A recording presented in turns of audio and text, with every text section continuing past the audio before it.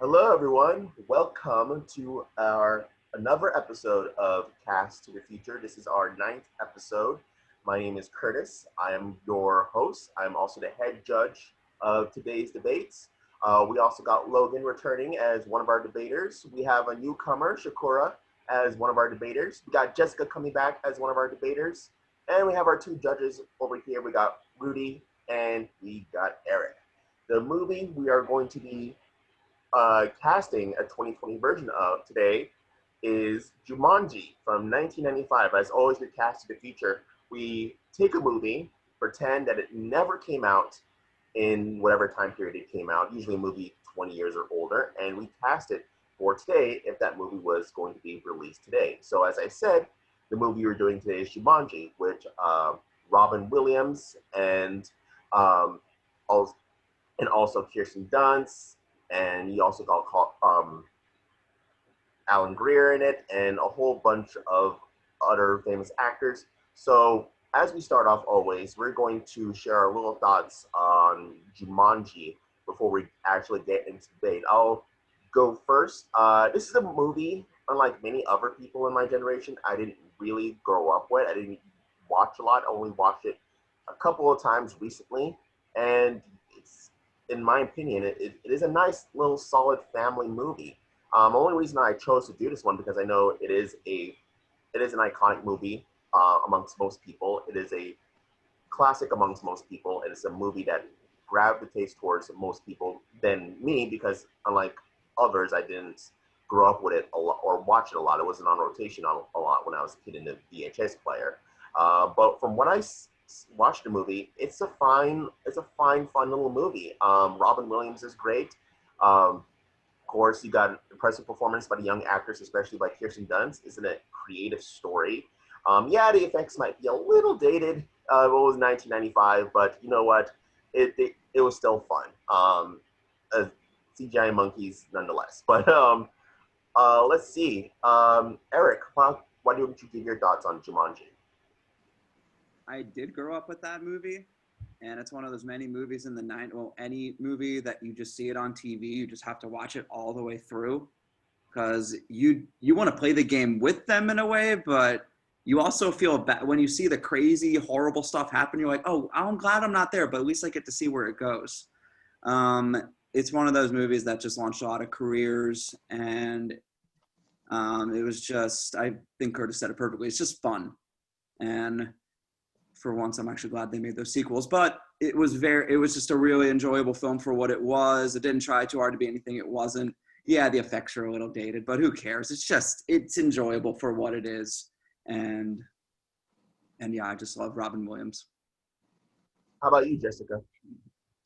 I remember very vividly growing up with this movie. I was a big like Disney kid, and so following like Aladdin, like I watched a lot of Robin Williams movies.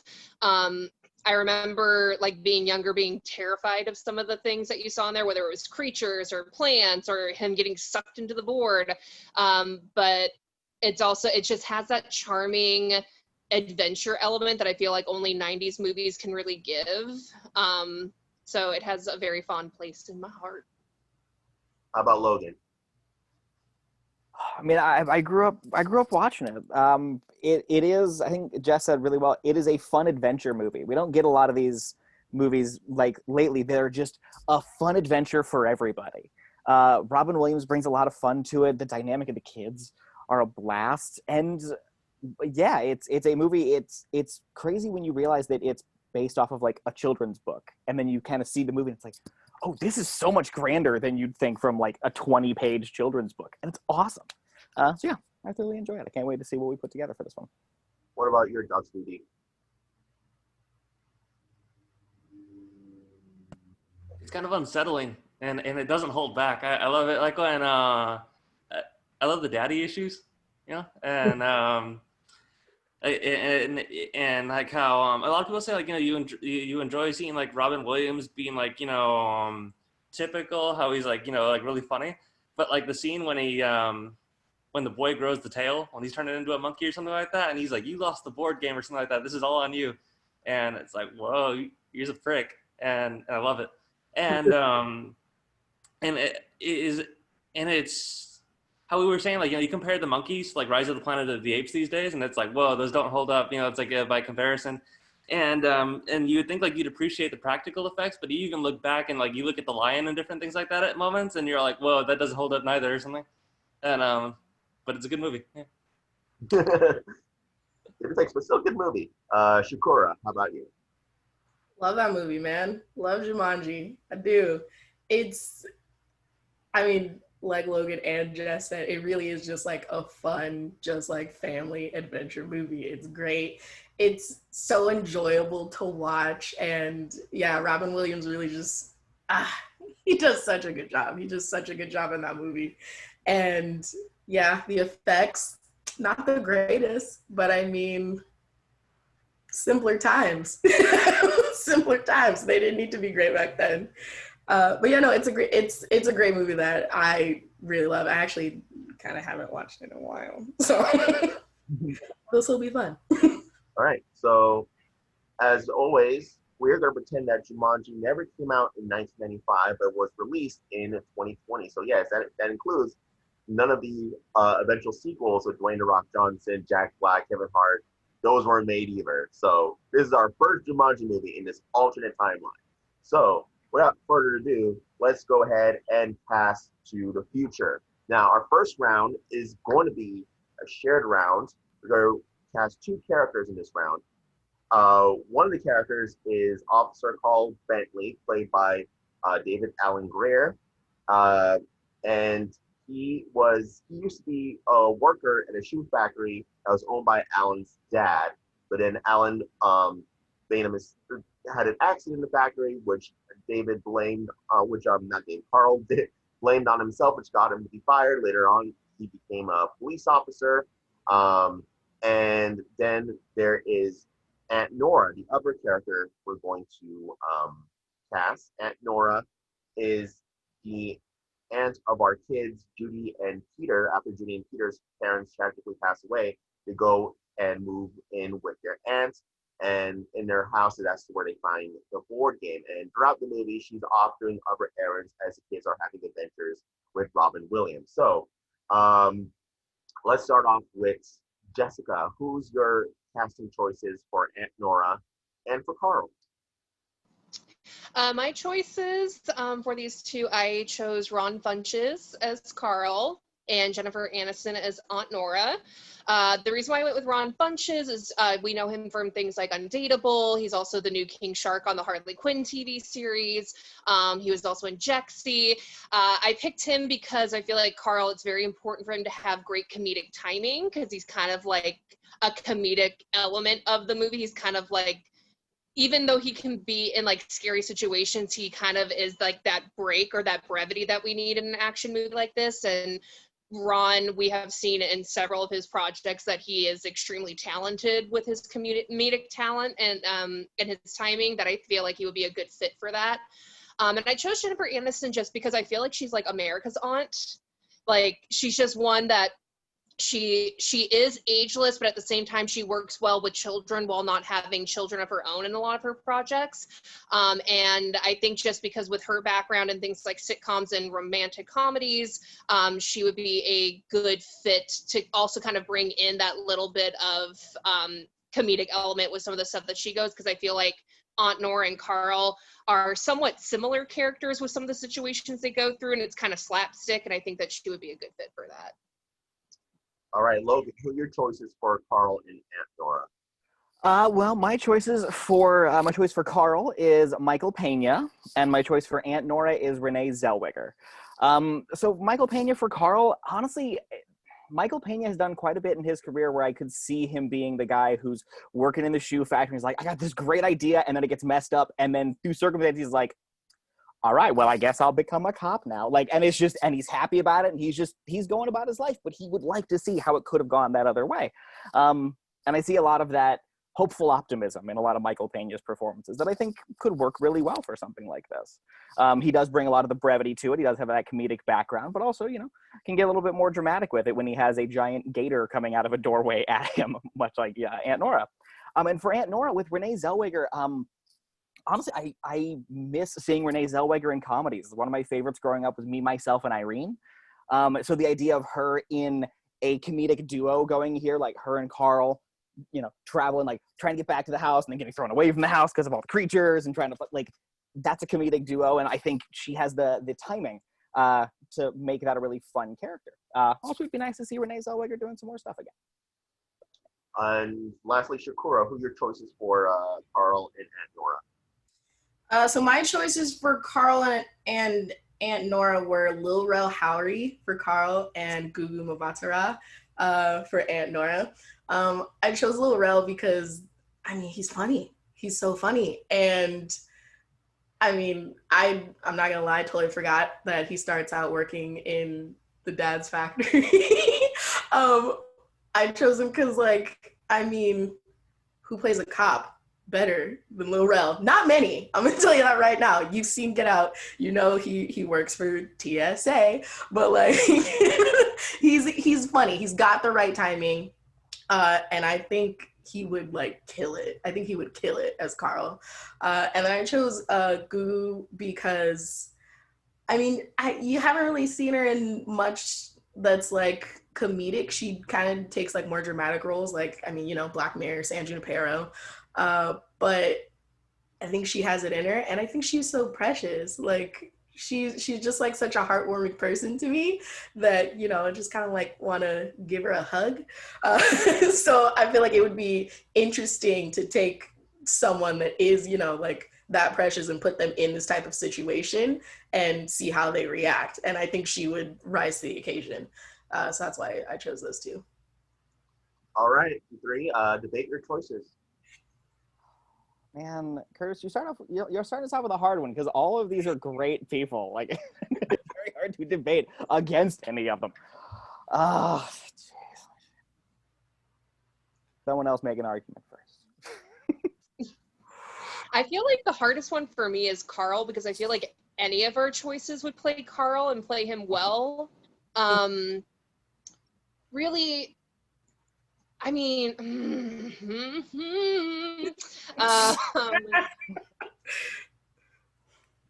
I don't know. This is hard because any one of them could fill it. I feel like the only concern I might have with Lil Rel, as much as I love him, I worry that maybe people would just think that it's like Get Out again. Like, I'd like to see like what he could do differently with it. And I feel like I personally haven't seen him in enough quite yet to see like the range and differences of like his acting ability. And like with Michael Pena, I feel like the only cop movies I've seen him in have been the serious ones. So I can see him as a cop. I just don't know if I could see him as kind of like a slapstick goofy cop, if that makes sense.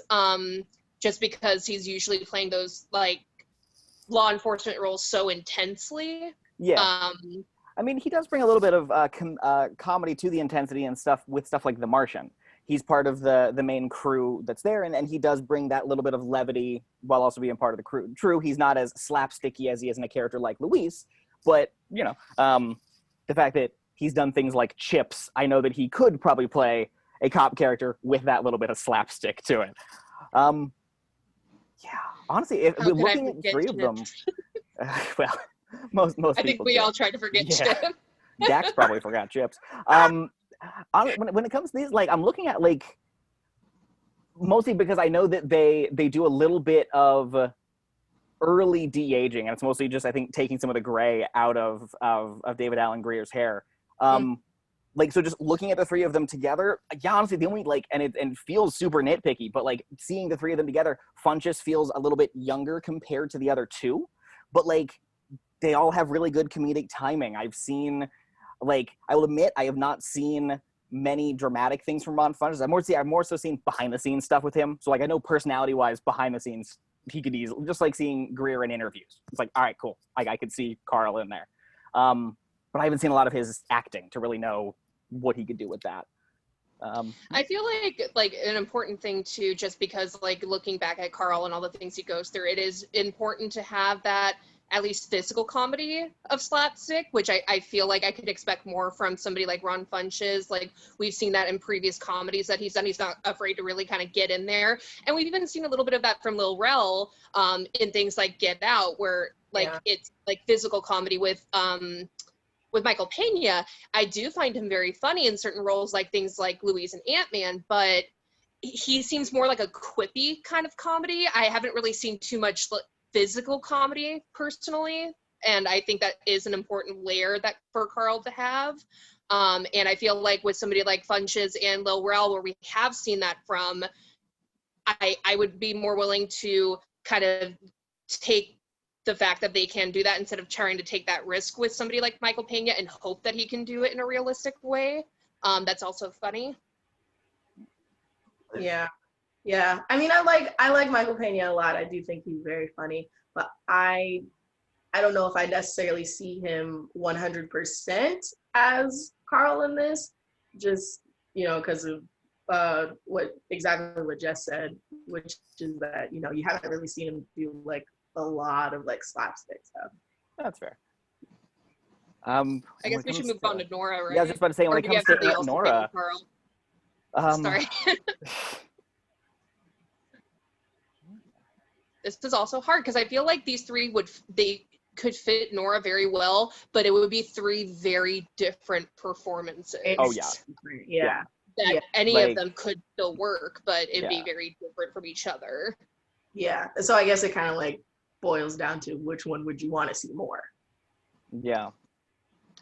I mean, when it comes go ahead. The role of Nora, like, I don't know, there's an inherent, maybe it's just, there's an inherent sadness to her character, and maybe it's because she is mourning the loss that the kids are mourning, so there's that extra bit. But I haven't really seen Jennifer Aniston do sad funny. I think it's probably a good way to put it. Like, a lot of times when she is being comedic, oh, Jess is prepping. But like in everything where I've seen her be funny, it's very upbeat comedy, and it's not, you know, it's like, I know she's done stuff like We're the Millers where it's a little bit harder, but it doesn't feel like it's sad funny. Like, I know that's a weird way to put it, but She's a really good example.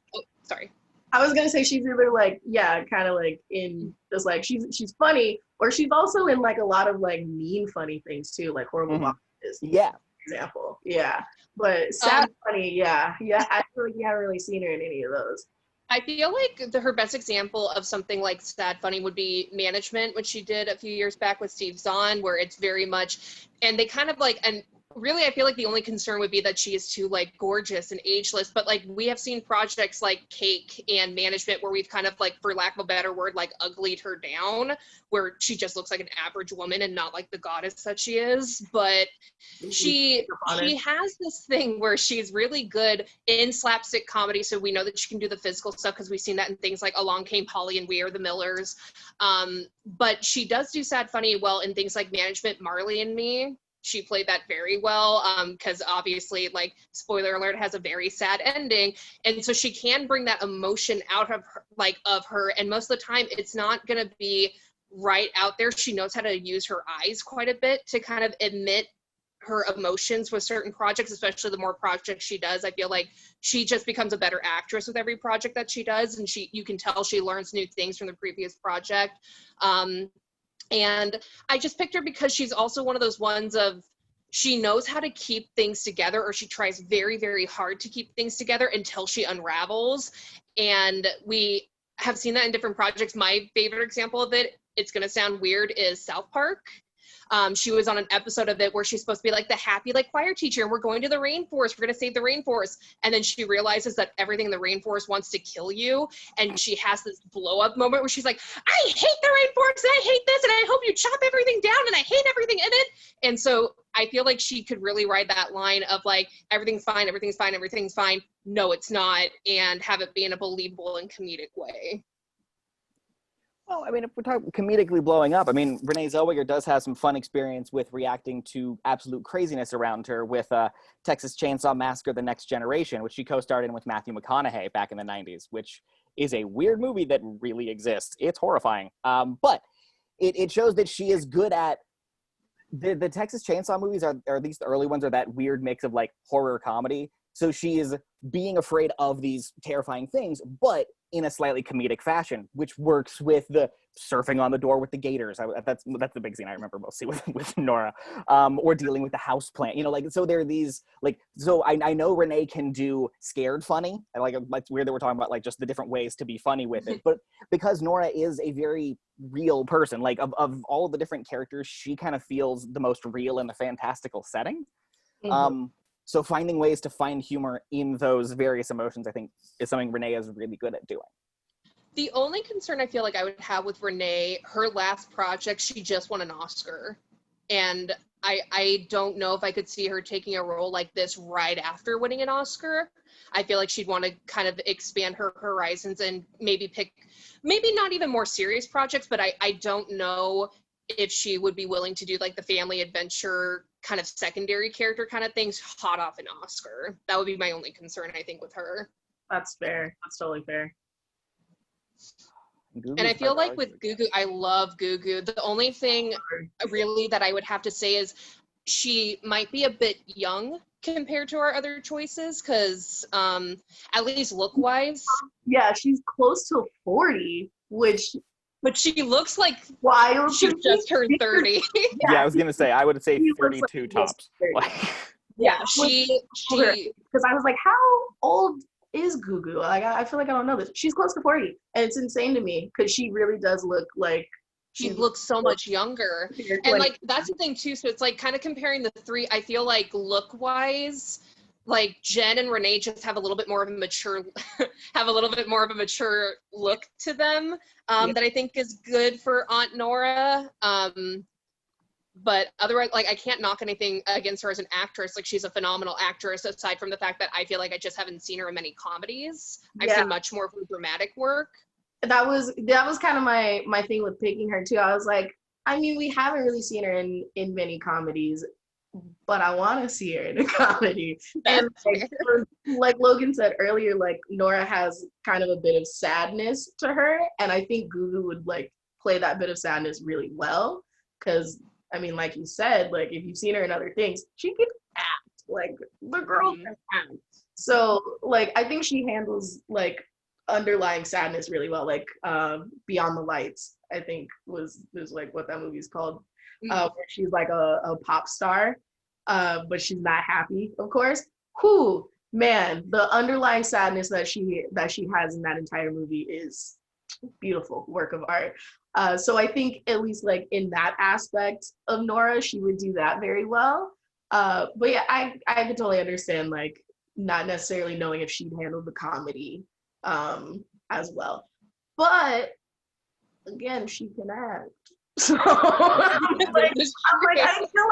feel like she'd be able to do it. I feel like she'd be able to do it, and she'd make it funny. That's just me though. Well, it's fair. Okay, nice debate overall. Like Logan said in the beginning, these are all incredible choices. To be hard to choose amongst these selections. Start off with the character of Carl. The Carl one was a really good debate. Ron Funches, Will Howery, and Mike Pena. You know, with as much as I love Ron Funches, I love him as King Shark in the Harley Quinn show. I haven't really seen much of his live action work to judge like what he could do like physically and what he could bring emotionally. And you know, between really for me it was between Michael Pena and Lil Rel Howery, which are incredibly talented men. You know, I'm trying to process this here. I think with Carl, I'm going to have to go with Michael Pena simply on his age. He's obviously older than Laurel Howery, and I think with his age, I think it'd be a lot more believable if 25 years ago he worked at a factory, but he's still a working man 25 years later as a cop. And I think Laurel Howery, like if you subtract 25 years or 20 and 25 years, he's gonna like little Howery will be like early college kid or a late teenager or something like that. So I think it was the believability factor that kind of made my decision to pick Michael Pena for Carl. Whereas for Aunt Nora, though, I have to agree with Jessica on what she said about Renee Zellweger. As much as Renee Zellweger has a lot of great comedic background and she has good comedic timing, I think like winning an Oscar can can impact how an actor slash actress wants their career in a very different way. We've seen that happen before. They want to go on that streak. So and since this is a small supporting role, I think the least that Renee Zellweger would take is a lead role in an independent film, not a supporting role in a family adventure movie. So but it was between Gugu and Jennifer Aniston. I think on this one, I am going to go with. I'm going to go with probably Jennifer Aniston because as much as Gugu is an incredible actress, I haven't seen much of her doing comedy. I mean, this could be a stepping stone for her, but I haven't seen much of her that she's able to be comfortable in a family-friendly adventure comedy film. So I'm going with Jennifer Aniston because she has a lot of experience in a variety of different types of comedies. So yeah, for my Carl, I'm going to pick Michael Pena. For Aunt Nora, I'm going to pick Jennifer Aniston. How about you, Erik? I feel like I'm in the position all of you were in the debate began. Like, how do I do this? All of you had amazing points. I will start with our Aunt Nora. Gugu, I would love to see her in a comedy, and yes, she can act. I've seen a lot of her films, and she really can she can handle the underlying sadness well. I love how you said that, and I'd love to see her in a comedy. I really would. Jennifer Aniston, I loved all your points, Jess, and I think when you talked about cake, she's not afraid to, I guess the word ugly down, I've never heard that before. She doesn't have to look like a goddess. I thought that was pretty funny. But we talk about Marley and Me with the emotions there. She can use her eyes. That I think is definitely big. And also for Renee Zellweger, I think this is probably going to be a general opinion. It's because of that freaking Oscar. I think if she didn't win recently for Judy, I think she probably would have taken on the role. She already had one for Cold Mountain. I would have been like, I think she would have taken it on then. But if she didn't win for Judy, which is a leading performance, yeah, Renee Zellweger would be an excellent choice. But she won a leading role. So, sorry, Logan. So it is between Jennifer Aniston and Gugu.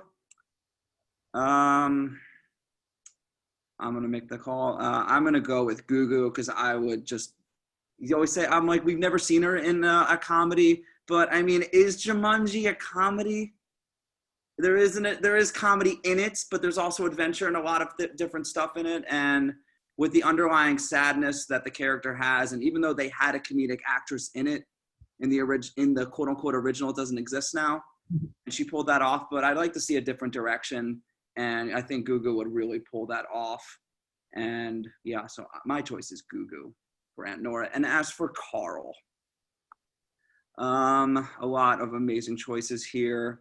For Ron Funches, I thought it was Ron Fuchs for the longest time. Hopefully he's not watching this. But I've never seen it. Curtis, I think you said it perfectly. I have not seen him in anything live action yet. But just like Gugu, I'd love to see him give it a chance. As for Michael Pena, I think he's perfect. I think he really is a perfect choice. And we already know he can do the comedy. We know he can do the drama. I feel like that guy can do anything, and he'll take a big role. He'll take a small role. He'll take it. And as for Lil Rel Howery, I think during the debate you both mentioned it could be Get Out again. And I'm just like, it's kind of hard to look past that. I think it might be a typecasting type of role for him. He is a great choice. I think he could pull it off. So it does come down to who would we want to see in the role, but I got to go with Michael Pena. just because I think he has all the experience to pull it off. I think he works with like a big group very well, but it doesn't matter what kind of role he takes. He'll take a small role, and I think he'd have a lot of fun with it. So Michael Pena for Carl and Gugu. I'll say her last name eventually right. Gugu for and Nora. And Rudy. Okay, so just what I had most recently on my mind was the Carl role, and I remember how Jessica, how you were taking down Logan, talking about how like nobody wants to remember Chips, and I've only seen moments of Chips, and I enjoyed what I saw, but I guess I'll take you guys' word for it, and with yeah,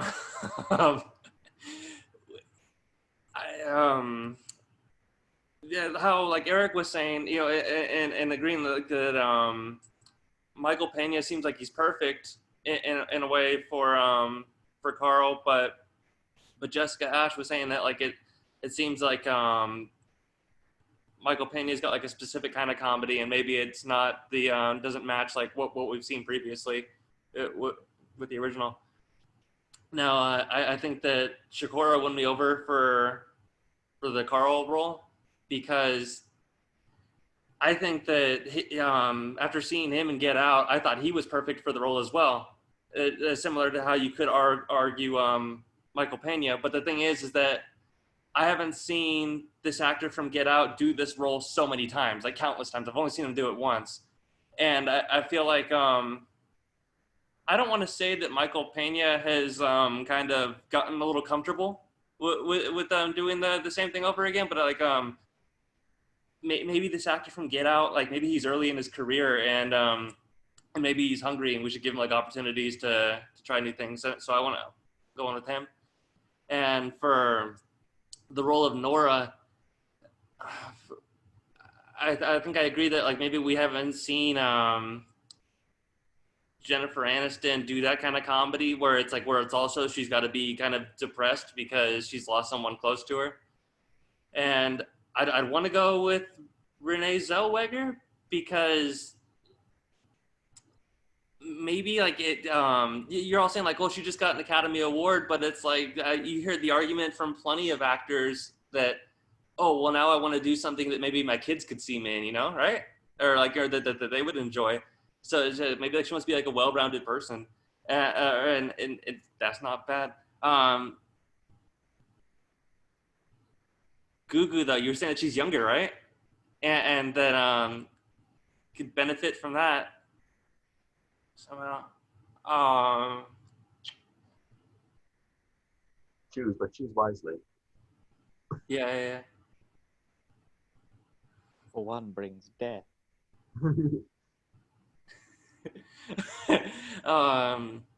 Think I'm gonna go with Gugu.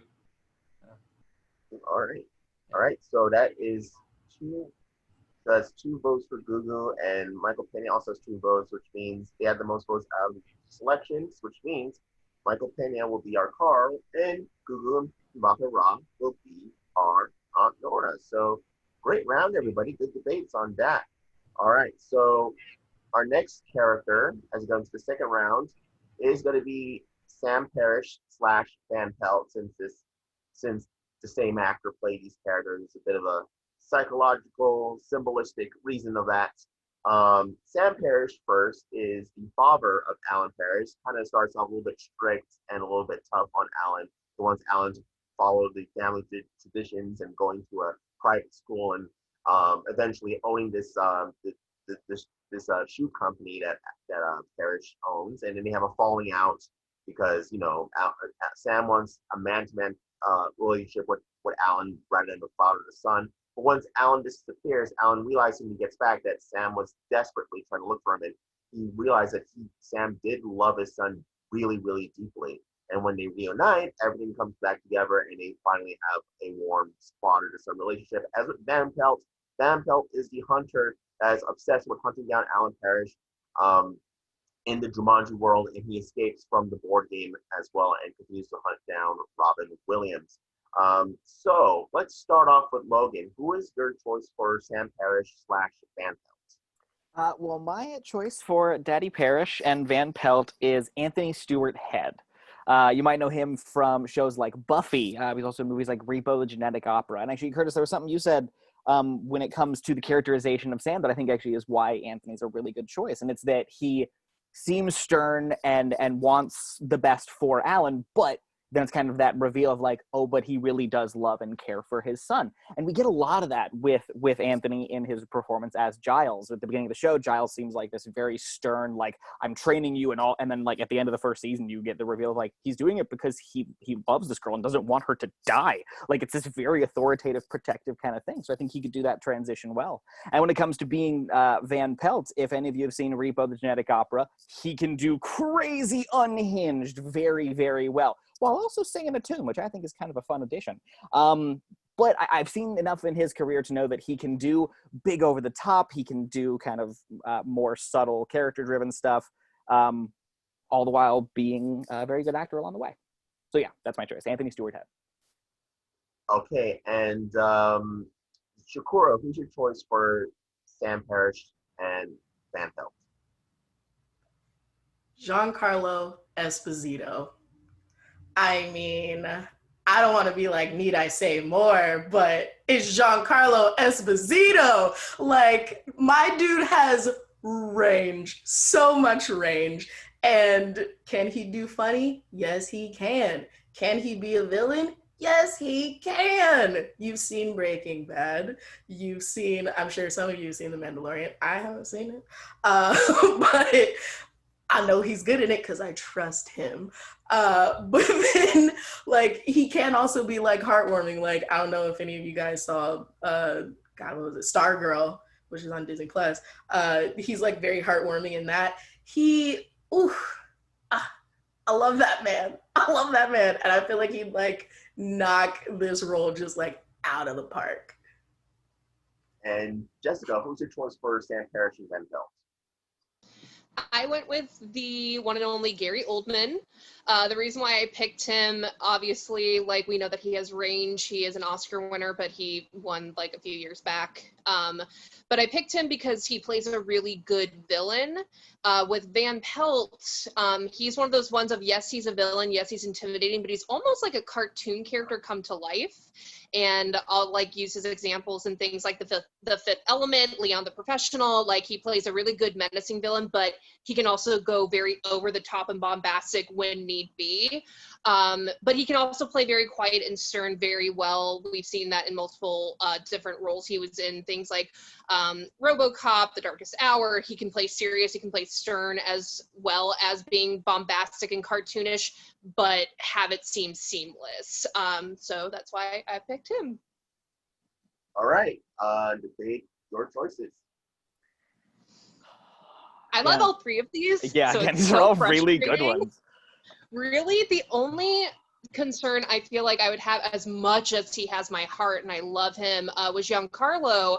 I feel like, at least in his recent work when he plays a villain, he plays a very good, silent, dangerous kind of villain, but I don't see him being too over the top and cartoony with it. And like, I saw that with Breaking Bad and The Mandalorian, where yes, he was the villain, but it was much more of a steely, quiet, like, you're worried for him to raise his voice because that's when you know you're really in trouble. And for me personally, I feel like the only time I've kind of seen him be like over the top and comedic is in Do the Right Thing back in the 80s. But since then, and I don't know if it's just because he's grown as an actor and he's just kind of moved to more serious things, that I would be concerned of him going over to that cartoony side. And with Anthony Stewart Head, he's another phenomenal actor. I loved him in things like Repo the Genetic Opera. He plays a great villain in that, but he's another one that I don't know if I could see him go fully cartoon villain with it the way that I could see with Gary Oldman, just because we have seen examples of him being able to do that with a villain and have it be believable and like borderline kind of funny, but it's still scary and intimidating. I'll kind of second something that Jess said with Giancarlo, like, because he is ridiculously intimidating. Heck, just scenes of him standing staring at camera are terrifying, but they're terrifying like a snake coiled ready to strike. Like, it is that, like, it's that difference between like an explosive anger versus a quiet cool, and then he's definitely rocked the quiet cool. And with Anthony Stewart Head, like he can play the more cartoony villains. He had an appearance on Doctor Who, where most of his appearances he just had to walk in and just hiss loudly as CGI characters went flying at a TARDIS, and made it believable, made it fun, even when he shed his skin later and became a weird gargoyle creature. Doctor Who's a weird show. But when it comes to Gary Oldman, I have because you're right that he does do the big bombastic characters. But when it comes to his villain roles, at least lately, the last time I can think where he was, I'd say over the top villain, like it was more so he yelled a little bit more than usual, was Book of Eli. And even in there, like he's still relatively subtle. He's still, so I haven't seen him do what I could only call the big scenery chewing villains, as he has kind of gotten a little bit older, kind of like what you had said with Giancarlo, where it's like, I know he could be the scary, but I haven't seen him go that big as he has kind of gotten further on in his career. I think it also just kind of depends on the role. I feel like with the Book of Eli villain, it's not a Jumanji villain, so I think that his acting choices with that is just so that it would fit the project and what it called for. But yeah, he's an actor that like he pushes boundaries, he pushes his limits, he makes big weird choices, which works really well for things like thrillers, horror movies, but as well as comedies. And I feel like Jumanji, that kind of rides that line between all three. It would be a great meaty role for him that I could definitely see him just going over the top, really getting into character and bringing kind of that Fifth Element type of villain vibe to it, where it's very over the top, it's very dramatic, it's very much like the mustache enters the room first. Yeah, exactly. The mustache, the safari, like he looks like he would be a cartoon from a board game come to life and trying, like, just wreaking havoc on the city because that's all he knows, and have it be believable as well as fantastical, if that makes sense. Yeah. I don't know who Anthony Stewart Head. That's okay. I don't know who he is. So I have. I love that little. I have no points to give you on that one. I'm sorry. I will say though, for Giancarlo though, I hear your points on not knowing if he can do kind of like dramatic over the top. A reason why I think he can do it is because if you kind of watch him in like interviews and stuff, he's really silly. Like he's actually a really silly, really funny person. And I know like a lot of the characters and roles that he plays, he's like the complete opposite. Like he is kind of like the silent danger. But I think he could do it just because it kind of seems like he's just like silly as a person. So it would kind of be like maybe him playing himself a little bit, you know? And then Gary Oldman, he's precious. He's treasure. He is a treasure. I could totally see him doing it as well. Just because, I mean, it was Gary Oldman, yeah. Same reason why I was like, it's Giancarlo Esposito. It's Gary Oldman. Like, like he could do it. I think that's why, like, with this character, I could see it being either Gary or Giancarlo over Anthony just because of that recognizability factor. If you're a Buffy fan or you're a Doctor Who fan or you like Reap of the Dead Opera, of course you know who Anthony Stewart Head is because he's been in like these cult classics. Aside from Doctor Who, I guess it's not really technically a cult classic, but the other ones like. So that's great, but I feel like with a role like this, it's like the role that it would be fun to have kind of an extended cameo. So with somebody like Giancarlo or Gary Oldman that's so well known, I feel like they would fit into that role best just because it's like, oh my gosh, I didn't know Gary Oldman was in this, or oh my gosh, I didn't know Giancarlo Esposito was in this. I love him. But like, and they're not there every second of the movie. They just kind of pop up. They'd be that great little kind of villain relief beat that we need. But even though they're massive stars and great performers, I don't think that they would steal focus away. The only reason why I think that Anthony might is with people being like, how do I know him, or who is this, or like maybe they don't know what they remember him from, and they're like, where did I see him? And then all of a sudden they're like, oh, I missed like a quarter of the movie because I was thinking about who this dude was. That takes me out of stuff all the time. I'm like, who are you? I know your face, but why do I know your face? Yeah, I agree with that point. I mean, the only argument I can make to that was that the actor who was, Sam Parrish and Van Pelt in the original movie was not, a bigger, more well-known name, and it kind of allowed him to.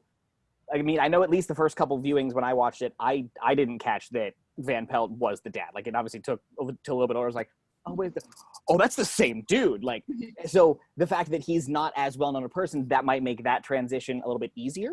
But I can see where you'd be like, oh, I know him. Why do I? Yeah, I can see where that could pull focus and be distracting. That's a good point. The only counterpoint I would have with that is that worked in 95. I don't know if that's the way we would do it in 2020, just because that's kind of the formula that we follow for cameos like that in certain projects, that I think that we would be looking for somebody who's a big name, pretty recognizable, would be willing to take maybe not the lead role of this, but like a fun villain role in an action adventure kids movie. That in 2020, the way that we just do things, I feel like that's why they would probably go with either Gary or Giancarlo over Anthony. Yeah, and not to mention, at least within this last year, Giancarlo's everywhere. He is everywhere. He's in almost like every single thing. And it kind of is like a, oh my God, you're in this too? Yes. Like, I love seeing him succeed. And he really has just kind of been like in so much within like this last year that I feel like if he was in this, people would be like, yes. Fair. Okay, so this is a very good debate. Really interesting choices. I think this might be a little tough one here.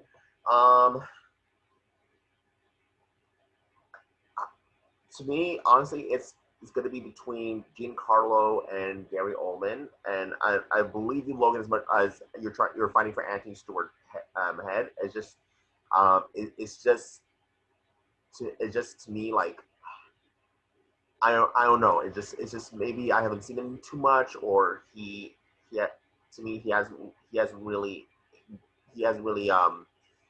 been around my consciousness too much. I don't know. Maybe it's just me. I don't know. But to me is the Giancarlo and Gary Oldman, because these two are just incredible, and both Jessica and Shukora brought great arguments for them. For this role, from what you two brought up, I'm probably going to have to go with Giancarlo more, because Gary Oldman, as great as he is, I think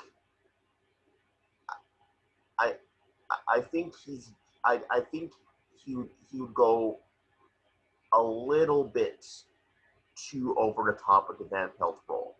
If you know what I'm saying? I think with Giancarlo, he knows how to go over the top, but I think he knows how to level it a bit.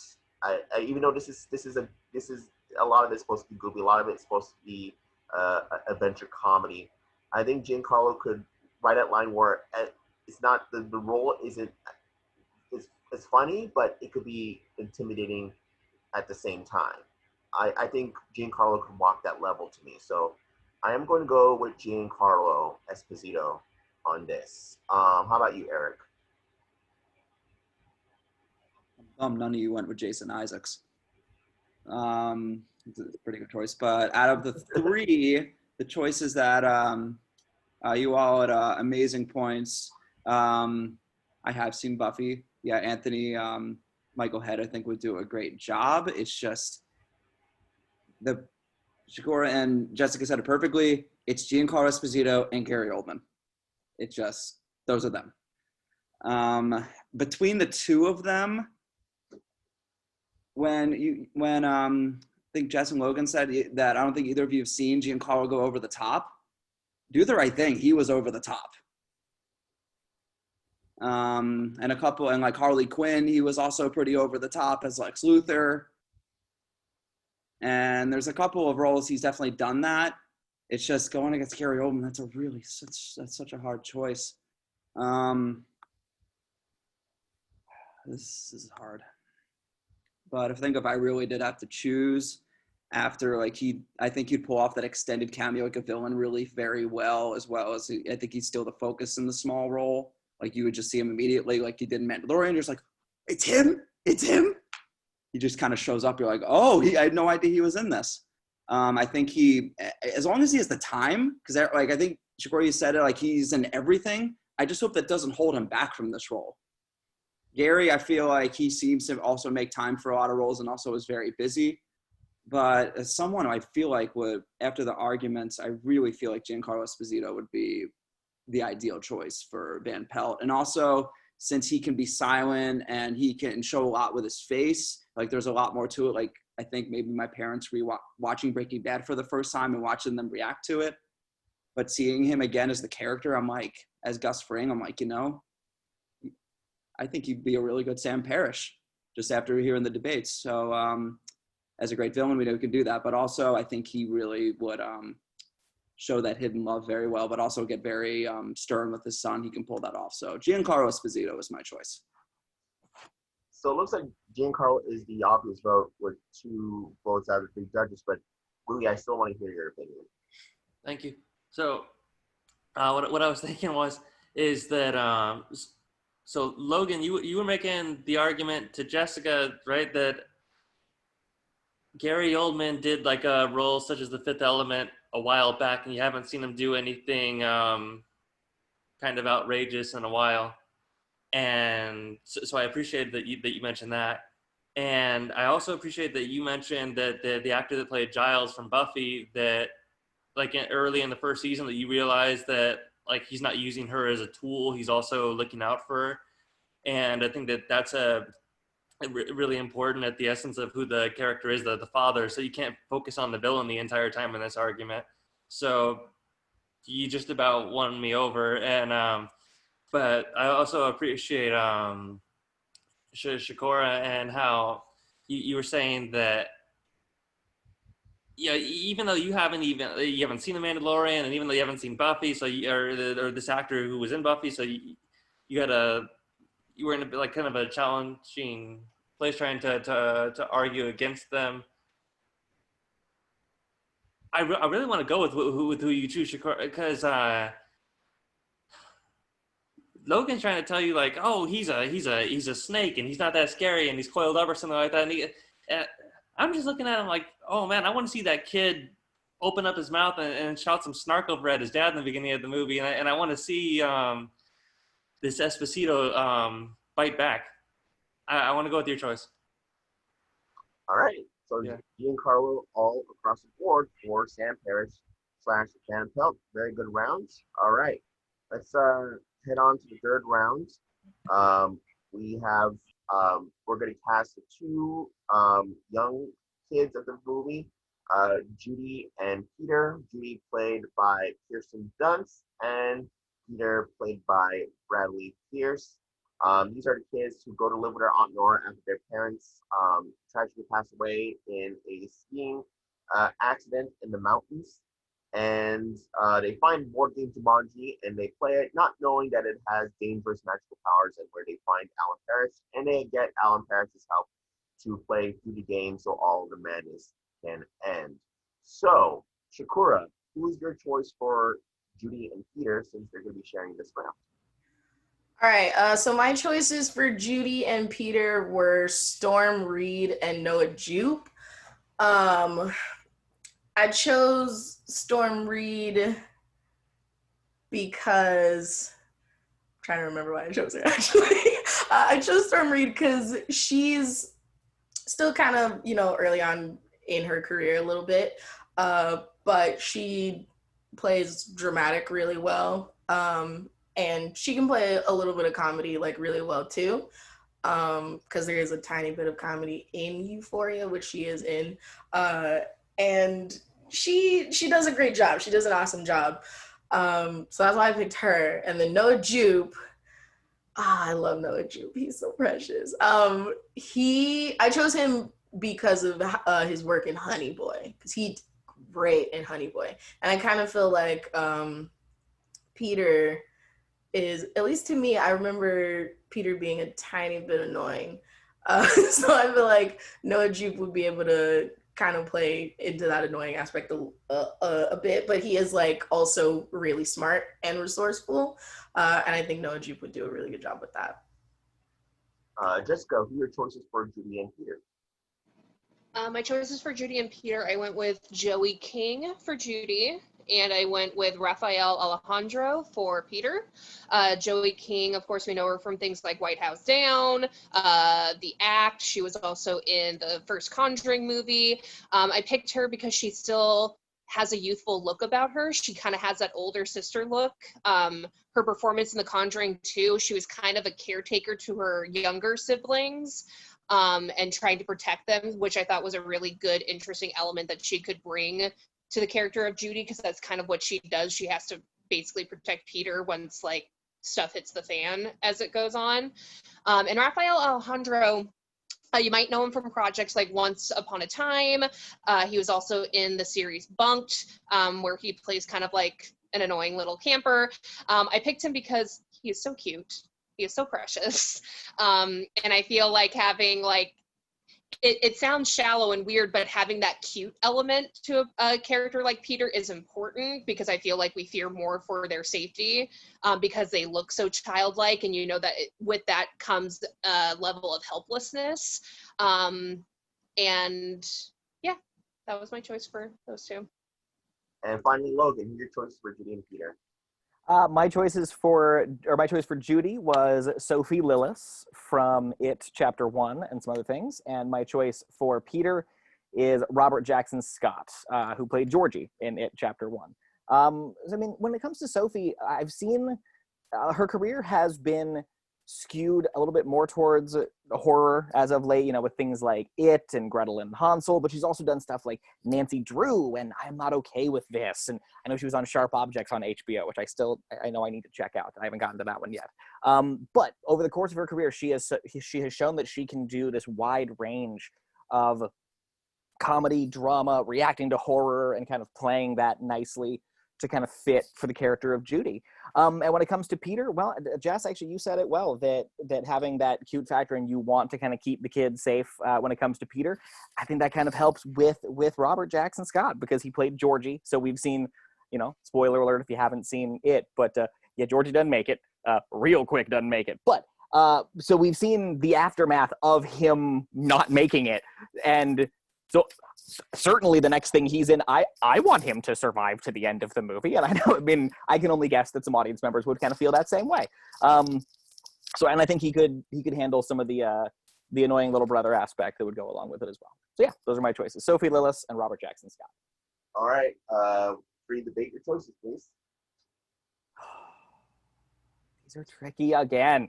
Because Storm Reid, because she's in the new Invisible Man. So I know I just saw her in that. That's right. Yeah, kind of playing off of the scary of it. She does bring a lot of fun attitude to it, like Kirsten Dunst does. Joey King, I'll be honest, I haven't seen a lot of the stuff that she's done. So I'm kind of like Shukora with my guy last year. I was like, I haven't seen a lot of it. Like I saw like Conjuring, but one of those wasn't really paying attention to it for Joey King. But honestly, just when it's looking at them, like for Judy, I can see a lot of the kind of, I've seen hardship, so I've developed a comedic sensibility in Sophie Lillis, because she kind of has that in the It movies.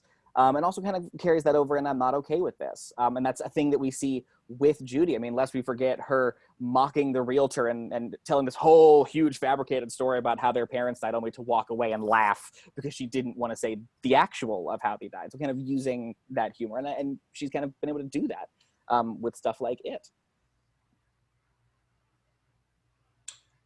I don't know why I went with finger guns, but yeah. Joey King is in Kissing Booth, right? Yeah. Yeah. I love her. I love her. She's cool. I think, kind of when it comes to like playing, the older sister, I think they all could like do it well. Sophie Lillis, I didn't see it. I didn't see it. I don't do I don't do scary stuff. But I also haven't seen I'm Not Okay with This. Based on the trailer though, I was like, it seems like she's kind of starting to expand a little bit. Juno mixed with Stephen King. Yeah, like I suppose like this role might be, good for at least like kind of expanding her career in that sense. I think Storm Reed would be a good pick just because, I mean, if we're talking about someone that, has to act out some hardships but have like a little bit of, like light behind it. Have you seen Euphoria? Jesus Christ. Oh my God. So good. Like but again, like she's kind of like the little sister in that. So I will kind of say like maybe at least for Storm Reed, she looks a bit younger, I think, in comparison to Sophie and Joey.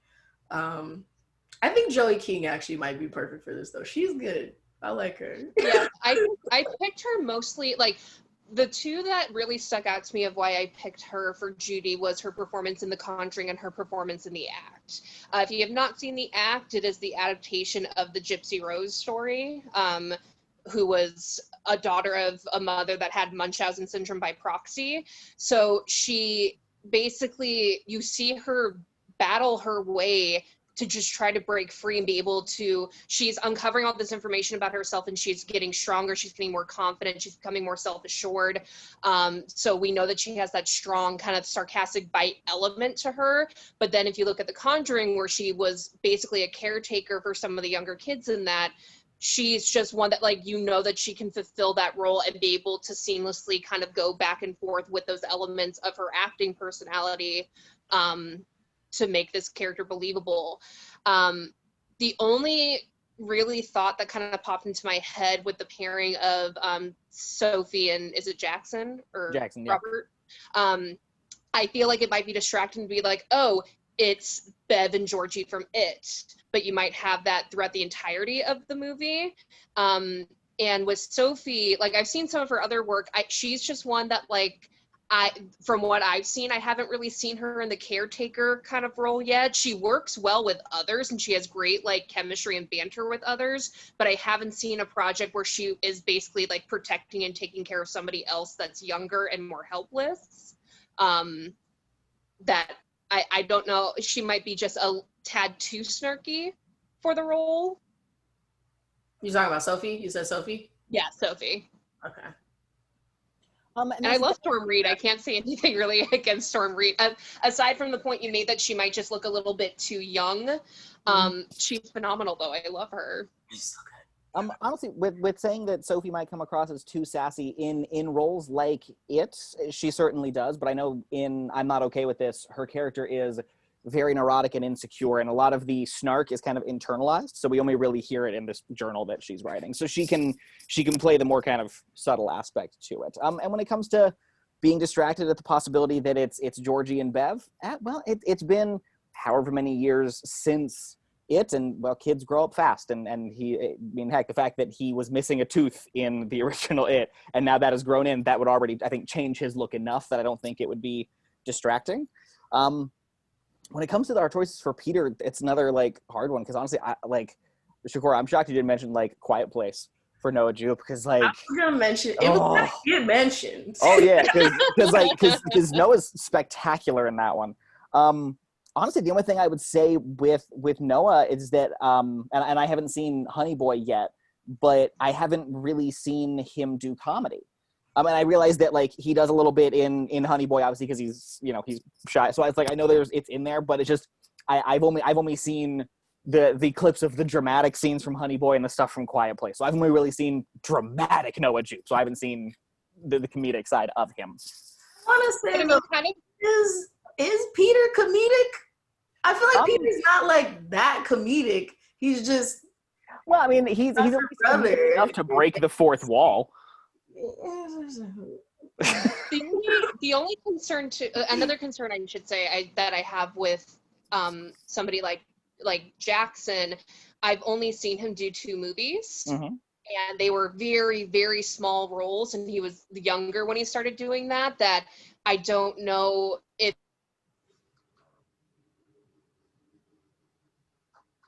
Let's go freeze.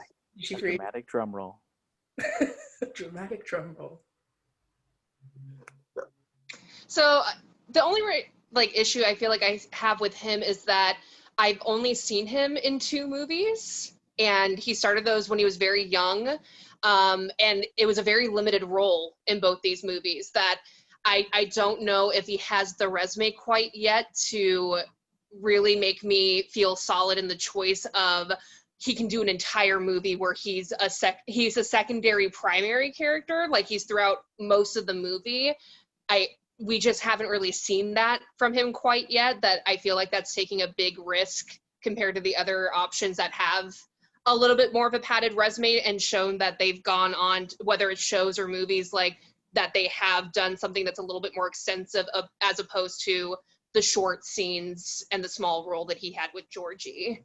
Well, yeah. I mean, to that I'd say he was the lead creepy kid in the film The Prodigy. It's always a weird one to that progeny. But yes, he is the lead in the film The Prodigy. And when it comes to the kid who played Peter in the original movie, like up until doing that, the biggest credit to his name was he was the voice of Chip in the original Beauty and the Beast, and he was the voice of Flounder. So like he didn't really have much in terms of credits on screen as it was anyway. So to me, that the fact that he's been in the limited roles he has there, at least in terms of screen time, puts him about on par, I think, with where the original actor was for Peter. And just, I'll be honest, I have not seen Raphael in any of his things, so I don't really have much of a perspective on him. Which is fair. He does do more shows, but the reason why I picked him is because the shows that he is in, he always does a fantastic performance. He's always super believable. And mostly in Bumped, like he plays kind of like a little bit of like a bratty, annoying kid that's still lovable. So that's why I picked him, because I thought that that's a good element to have for a character like Peter. Yeah, I haven't seen Jesse. I haven't seen your pick in anything either, but I mean, upon Googling, he's so adorable. Yeah. Those little dimples, that little cheek. Cute. He's so cute. I know. But I was gonna say the argument that you have for not necessarily wanting to put Jackson is his name. I always forget if it's Jackson or Robert. Sorry. Yeah, I looked it up to confirm. It is Jackson Robert Scott. I said it wrong the first couple times. No, you're fine. I was just double checking. Yeah, like the reservation you have for not wanting to put him in this role, I think, yeah, I'm kind of like the same in that, yeah, you haven't really like seen him kind of like carry, you know, like as much versus like, at least for me, I think that's the reason why I did pick Noah Jupe, is because like he is kind of, he's still new, but he's like in like the roles that he's been in, like Quiet Place and Honey Boy, he carries, like he's had to like carry and be, you know, like one of the mains. And especially in Honey Boy, like, guys, if you have not seen Honey Boy, you gotta watch it. It's so good. It's so good. But like he plays dramatic very well, and there are like some slightly comedic parts in Honey Boy too that I think that he, like, having seen him in that, he would be able to do in Jumanji really well. All right. This has been a great rounds overall. These are all very good, interesting choices. Need a little bit more time to think on this, so I'm going to start off with Rudy. What are your thoughts and what are your choices?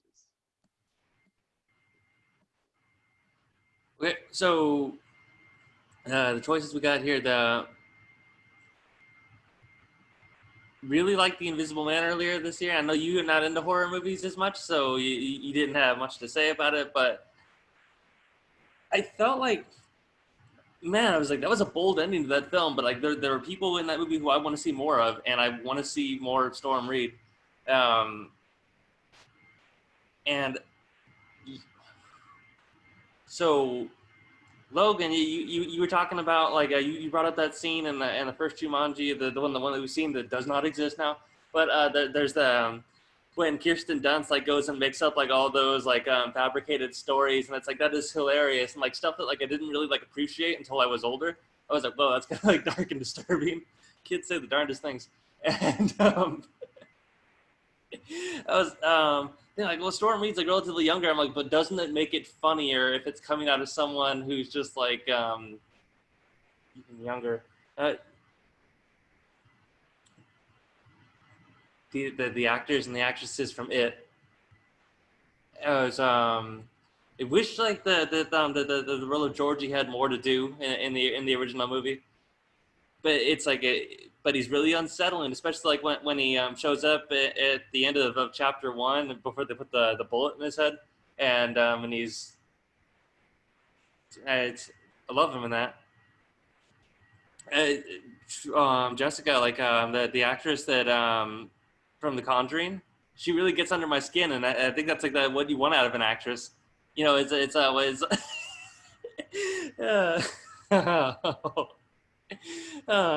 and I look at her, I'm like, I don't like her face, but but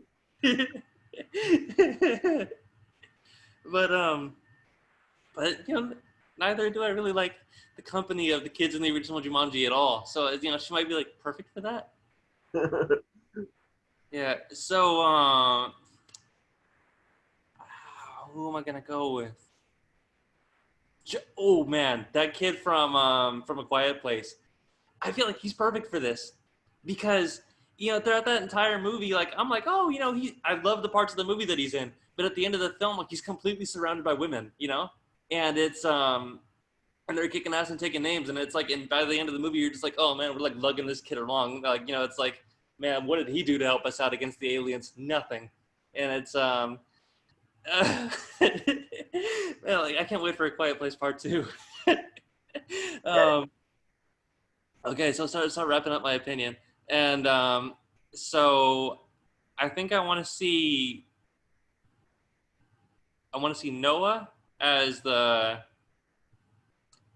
brother, and I want to see Jessica's choice of Joey King as the older sister. All right, so we got Joey King 1 point, Noah Jupe 1 point. All right, so I'm gonna go next. Oh wow, this is so tough. And because again, all your arguments were really good. Or almost as equal or equally as good as each other's, in my opinion. So to me, it's go down to maybe my preferential choice out of these three, or of these six, I should say. You know, I think I'm going to, as weird as it sounds, I think I'm going to have to go with both of Logan's choices here, because even though they were both in It together, at least they weren't siblings in It. At least they didn't share too much screen time together in It. So it wouldn't be as weird to me. And because Sophie Lillis, to me, out of Storm Reed is known to do more dramas. Joey King, she's same as well. She just does some comedy sometimes, but she's I think for me, she's a little bit too much of an older kid to take this type of role. She seems like she could, like, more than Kirsten Dunst, she could take care of herself a little bit with Joey King. So Sophie Lillis, I'm gonna go with her because she just has the wider range to me, in my opinion, out of the three choices. Because she's done It, she has done Grenzel Huddle for sure, but she's also done other stuff like Nancy Drew, which is like mystery, family comedy type of thing. She's done I'm Not Okay With This. It's kind of a comedy on Netflix. Robert Jackson Scott. I think he could pull off.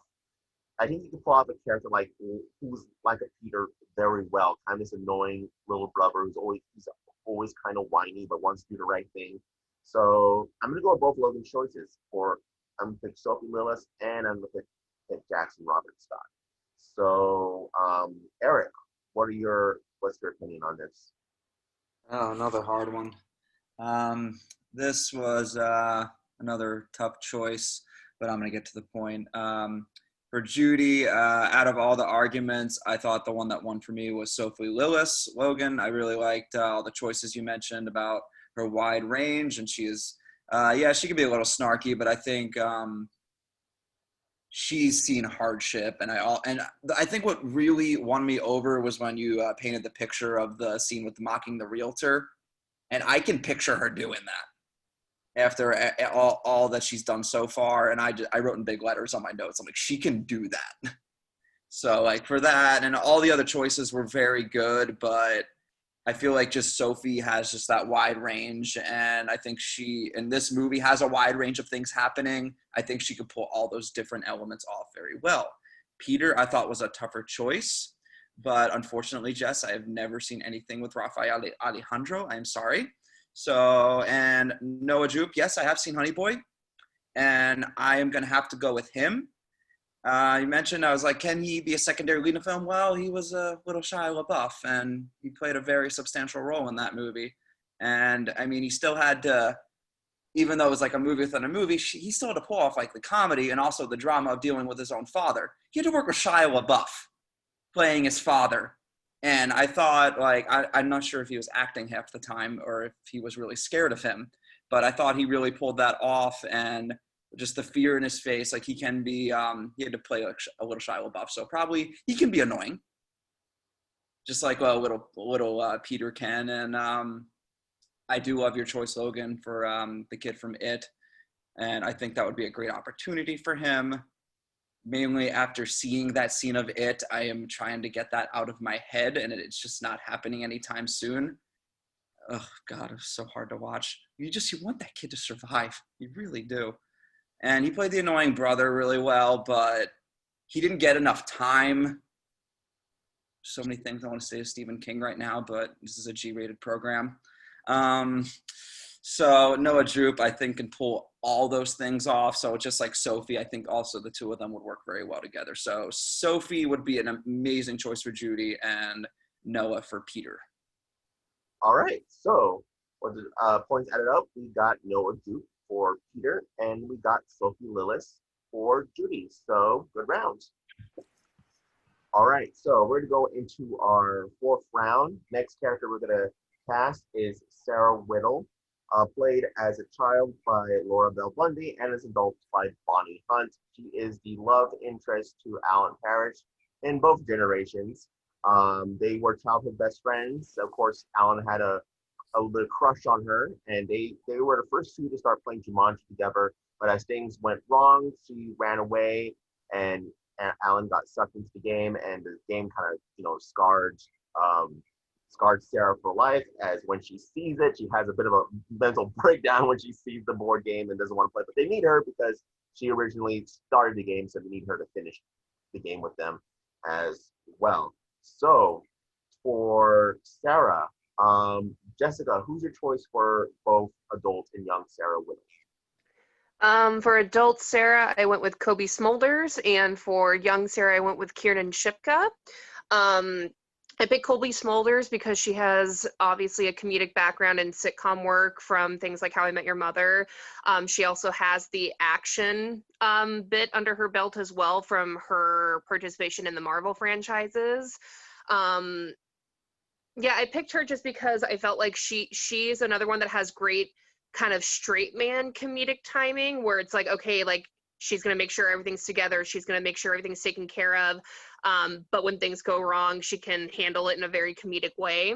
And then I went with Kiernan Shipka as a younger version of her because I feel like she's really hot in Hollywood, like in the past couple of years with the Chilling Adventures of Sabrina. We also know her as Sally from Mad Men. We saw her basically grow up on that show. And I picked her just because she's not only a very talented young actress, but she has experience working with drama with horror / thriller elements to it. I mainly picked that from her work in Sabrina just because she can be very snarky and very quippy, but at the same time, like she has to battle her way through survival, and she kind of has like that final girl element to her that I thought would be a good fit for young Sara, basically surviving the game after seeing her friend get sucked into it. All right. Logan, who's your choice for young and adult Sara? Well, my choice for adult Sara is Regina King, and young Sara is China Anne McClain. Regina King, honestly, I've been doing a rewatch of Watchmen, and it just kind of refreshed, like, oh, she's so good. But I was kind of looking back through her filmography, and with stuff like Miss Congeniality 2, or even when she shows up in stuff like 24, or even Big Bang Theory, she is really good at that, being that comedic straight. Like, like, there might be craziness around her, but she's the person to be like, this is ridiculous. How are you not reacting more to what craziness is going on here? But I also really enjoy what she, like, the dramatic she brings to it. For me, like, Sara can be boiled down to one moment where she's like, don't call me crazy. No one came to my birthday after I told everyone my best friend got sucked into a board game. And weirdly, that, with the amount of attitude coming from Regina King, I instantly feel like whoever we cast as Al is going to go, oh, I'm sorry. Like, just because Regina King brings that level of, like, authoritative, like, no, I am upset, and I demand an apology right here, right now. And it's fun, and it's yeah. So I can see Regina King having a lot of fun with that. And when it came to the younger version, with China Anne McClain, honestly, I remember seeing her in a lot of episodes of House of Pain when I was in college, and even when I was half watching episodes, her jokes always made me laugh. Like, so I just know that she has really good comedic delivery, and can have that really good wit that would play off of Alan well, in the younger version. So yeah, Regina King and China Anne McClain. And Shukora, who's your choice for Sara? Man, I wish I went before Logan. So my choices for Sara, for adult Sara, I chose Laura Harrier. She recently was in that Ryan Murphy show, Hollywood, and she was in Spider-Man Homecoming. And I chose her just because, I feel like at least kind of she's still a little, maybe like early on in her career, but I think she would do a good job with this part just because, I don't know, I feel like Sara has kind of like a bit of like franticness to her that I think Laura could do really well.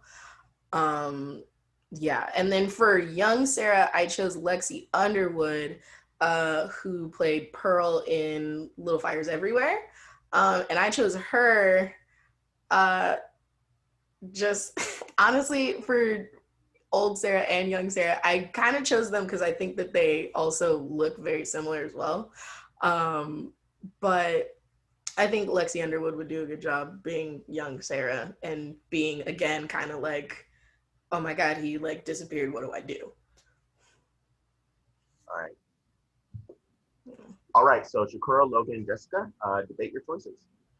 Kind of going off what Shukora said, kind of against Logan's choice of Regina King, I do think it's important that Sara has an element of like franticness to her, and I feel like Regina King is just, she always plays a little bit too capable of that. Like if something goes wrong, she's like, okay, gotta get it done. Like I feel like with either Kobe or with Laura, they could play that frenetic that is needed for the character. Especially recently, just with the jobs that Regina King has been picking, I just can't see her playing a woman that's a little too frantic or not sure how to handle herself for most of the movie. And my only knock, I guess, against Laura would be I loved her in Hollywood. She was so good in Hollywood. And she's a great actress. I just feel like she might be a touch too young looking. I feel like with the characters of Sara and Alan, like, yes, they're not parents, but they kind of look like they could be your parents' age because they kind of have to have that. I feel like they kind of have that relationship with the kids where they're more so the mature adults that they're following. I feel like with Laura, with how young she looks, it would be almost like on a peer level. And I feel like it's important to have that separation of like, they're kind of like the stand-in for their parents that are no longer there. So I just feel like with her look, it might just be a touch too young looking for me. But that's really the only knock I have against her, because she's a fantastic actress. Yeah. And Black really don't crack. She's 30. Like, She looks like she's 20. For the high schoolers, Barbie. Yeah. Like, She's still in like high school with Spider-Man and stuff like that. Yeah. like She just looks so young. she looks so young. Yeah. So I feel that. I totally get those points.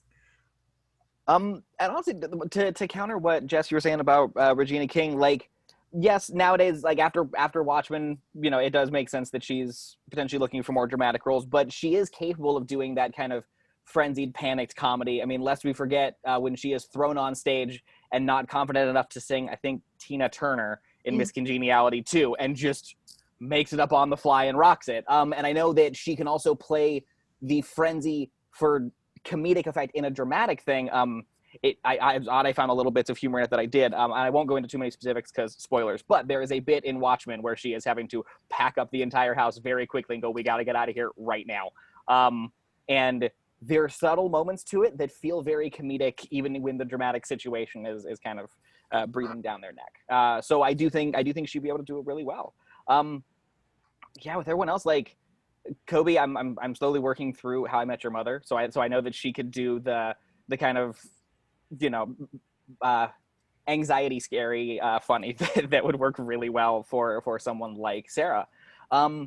And with Laura, honestly, aside from Spider-Man, the only thing I saw her in recently was Velvet Buzzsaw, which not best movie.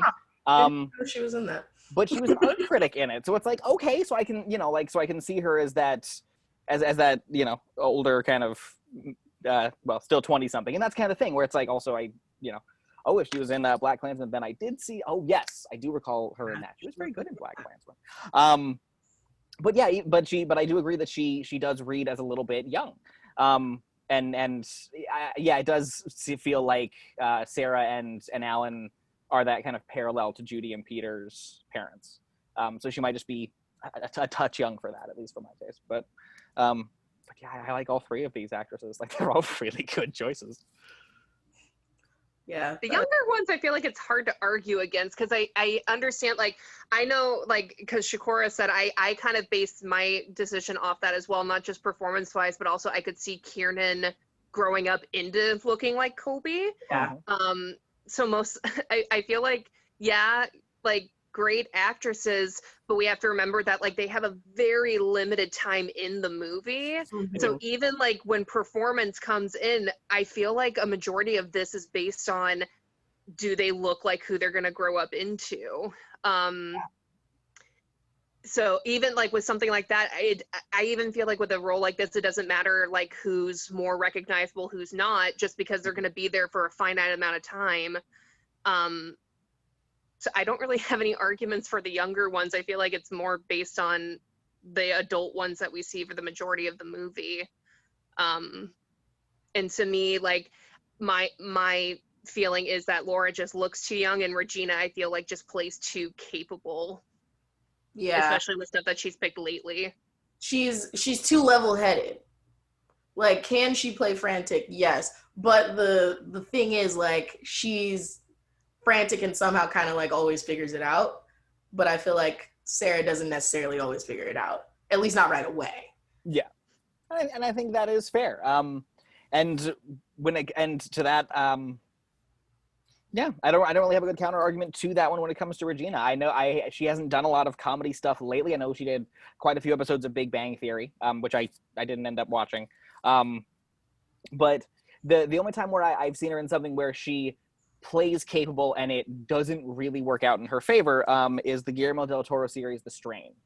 Her character comes in to try to help with this vampire invasion that is going through New York, and it really does not end well, as it rarely does on that show.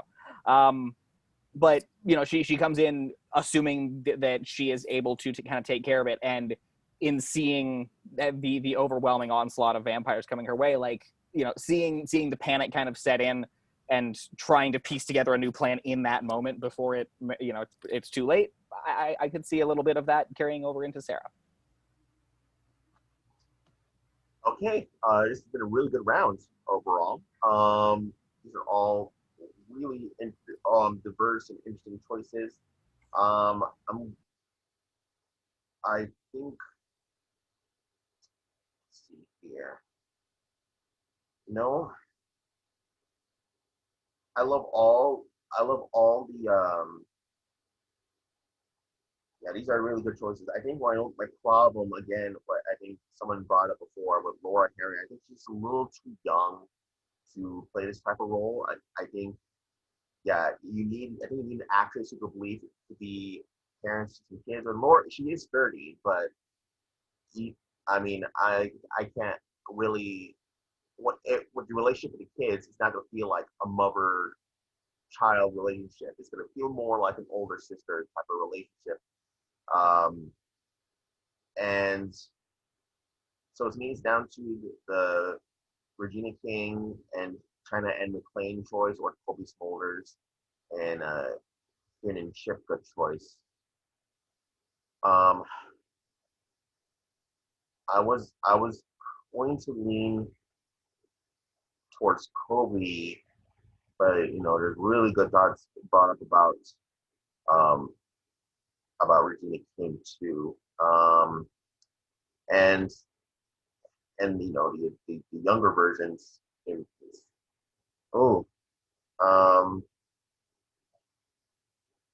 I think because this actress, to me, has a wider range in her performances and diversity in comedy and drama, and do a lot with any type of situation. I'm gonna go with Regina King and China and McClane. I'm going with Logan's choices here. So that's my choice: Regina King and China and McClane. Erik, how about you? Great debate, y'all. After really thinking about this, I was kind of I was between Regina King and Kobe as well. Laura, I have seen all the films, Black Klansman. I haven't seen Velvet Buzzsaw though, but I loved her in Hollywood and Spider-Man: Homecoming. But I believe in the script there is a 26-year time jump.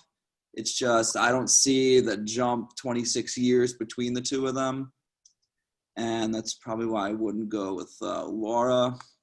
But it's just I was like Kobe was going to be my Smulders was going to be my choice, but Logan, you brought some amazing choices. You brought up some pretty cool stuff about Regina King, especially about I remember that scene in Watchmen, the subtle moments of comedy, packing up the house and talking about how she's capable and strained, but it doesn't end well for her. I thought that was really good, but there wasn't really much of an argument against Kobe Smulders. It seemed with How I Met Your Mother, she's definitely got the comedy part, and also with the MCU, she definitely handled the action very well as an authoritative figure, and she would handle it in a very comedic way. And there really wasn't much of an argument against her, so I'm going to go with Kobe Smulders and Kiernan Shipka, so I say her name right. And Rudy, how about you? Okay, so there isn't much I can say that hasn't been said already, but I know that so I was like instantly drawn to star power, and I was like, oh, Kobe Smulders and like that actress from Sabrina. But like as like Logan mentioned, he said he was like currently watching like How I Met Your Mother, and there's a reason why he hasn't finished it yet, and it says that show gets kind of slow after a while. So I was thinking maybe it's as much as I enjoy Kobe Smulders and what she's been in, and I love her on screen, I think like Regina King maybe seems like she can bring the comedy, but I think it's more like I'm laughing with her and not like at the situation that she's in. It's and I think like Regina King could I feel like she could be I would like to see that side of her, like having to like, even though like Judy and them aren't their children. It's like I could see her being the mother figure in a way that Kobe Smulders' character maybe couldn't. Like I could see her taking on the action and heels and all. I think I'm gonna go with Regina King and Logan's choices. All right. So with that, the points added up. Regina King will be adults. Sarah Whittle and China Anne McClain will be young Sarah Whittle. All right. So again, good round. Now we come to our main character, our main star that was once played by the late, great Robin Wiliiams, Alan Parrish, who as a kid found the Jumanji game at a construction site and then played it with Sarah. He got sucked into the game for 26 years and came out as an adult, a full-grown adult, but still acts like a kid as he is and had the appropriate time on Earth to mature. He meets Judy and Peter, and they have to finish the game together in order to make things go right. So let's start casting Alan Parrish. Logan, who's your choice for Alan? My choice for Alan Parrish was Bill Hader. Honestly, when you think of someone who brings a kind of modern Robin Williams aesthetic, Bill Hader is kind of where my head goes to. He's thoroughly funny. He's great at kind of improvising and kind of playing in the moment with the various actors. He can do reacting to the horror of what he is seeing very well, as we see with It Chapter 2. But he can also play the drama, and there's a moment in the movie where he's mostly trying to scare Peter out of playing the game, where he's walking up to him talking about how there's things in the night and you can't see them, but you can hear them eating. And seeing some of the stuff that Bill Hader does in Barry, I could see him bringing that level of I've seen some stuff and I wouldn't recommend it, and making it a dark but also kind of a funny moment. And then when going with the younger version of him, I have Finn Wolfhard. Seems like the obvious pick because obviously he played him very well with the It movies, but it's also he played him really, really well with the It movies. They are very believable as an age jump from each other.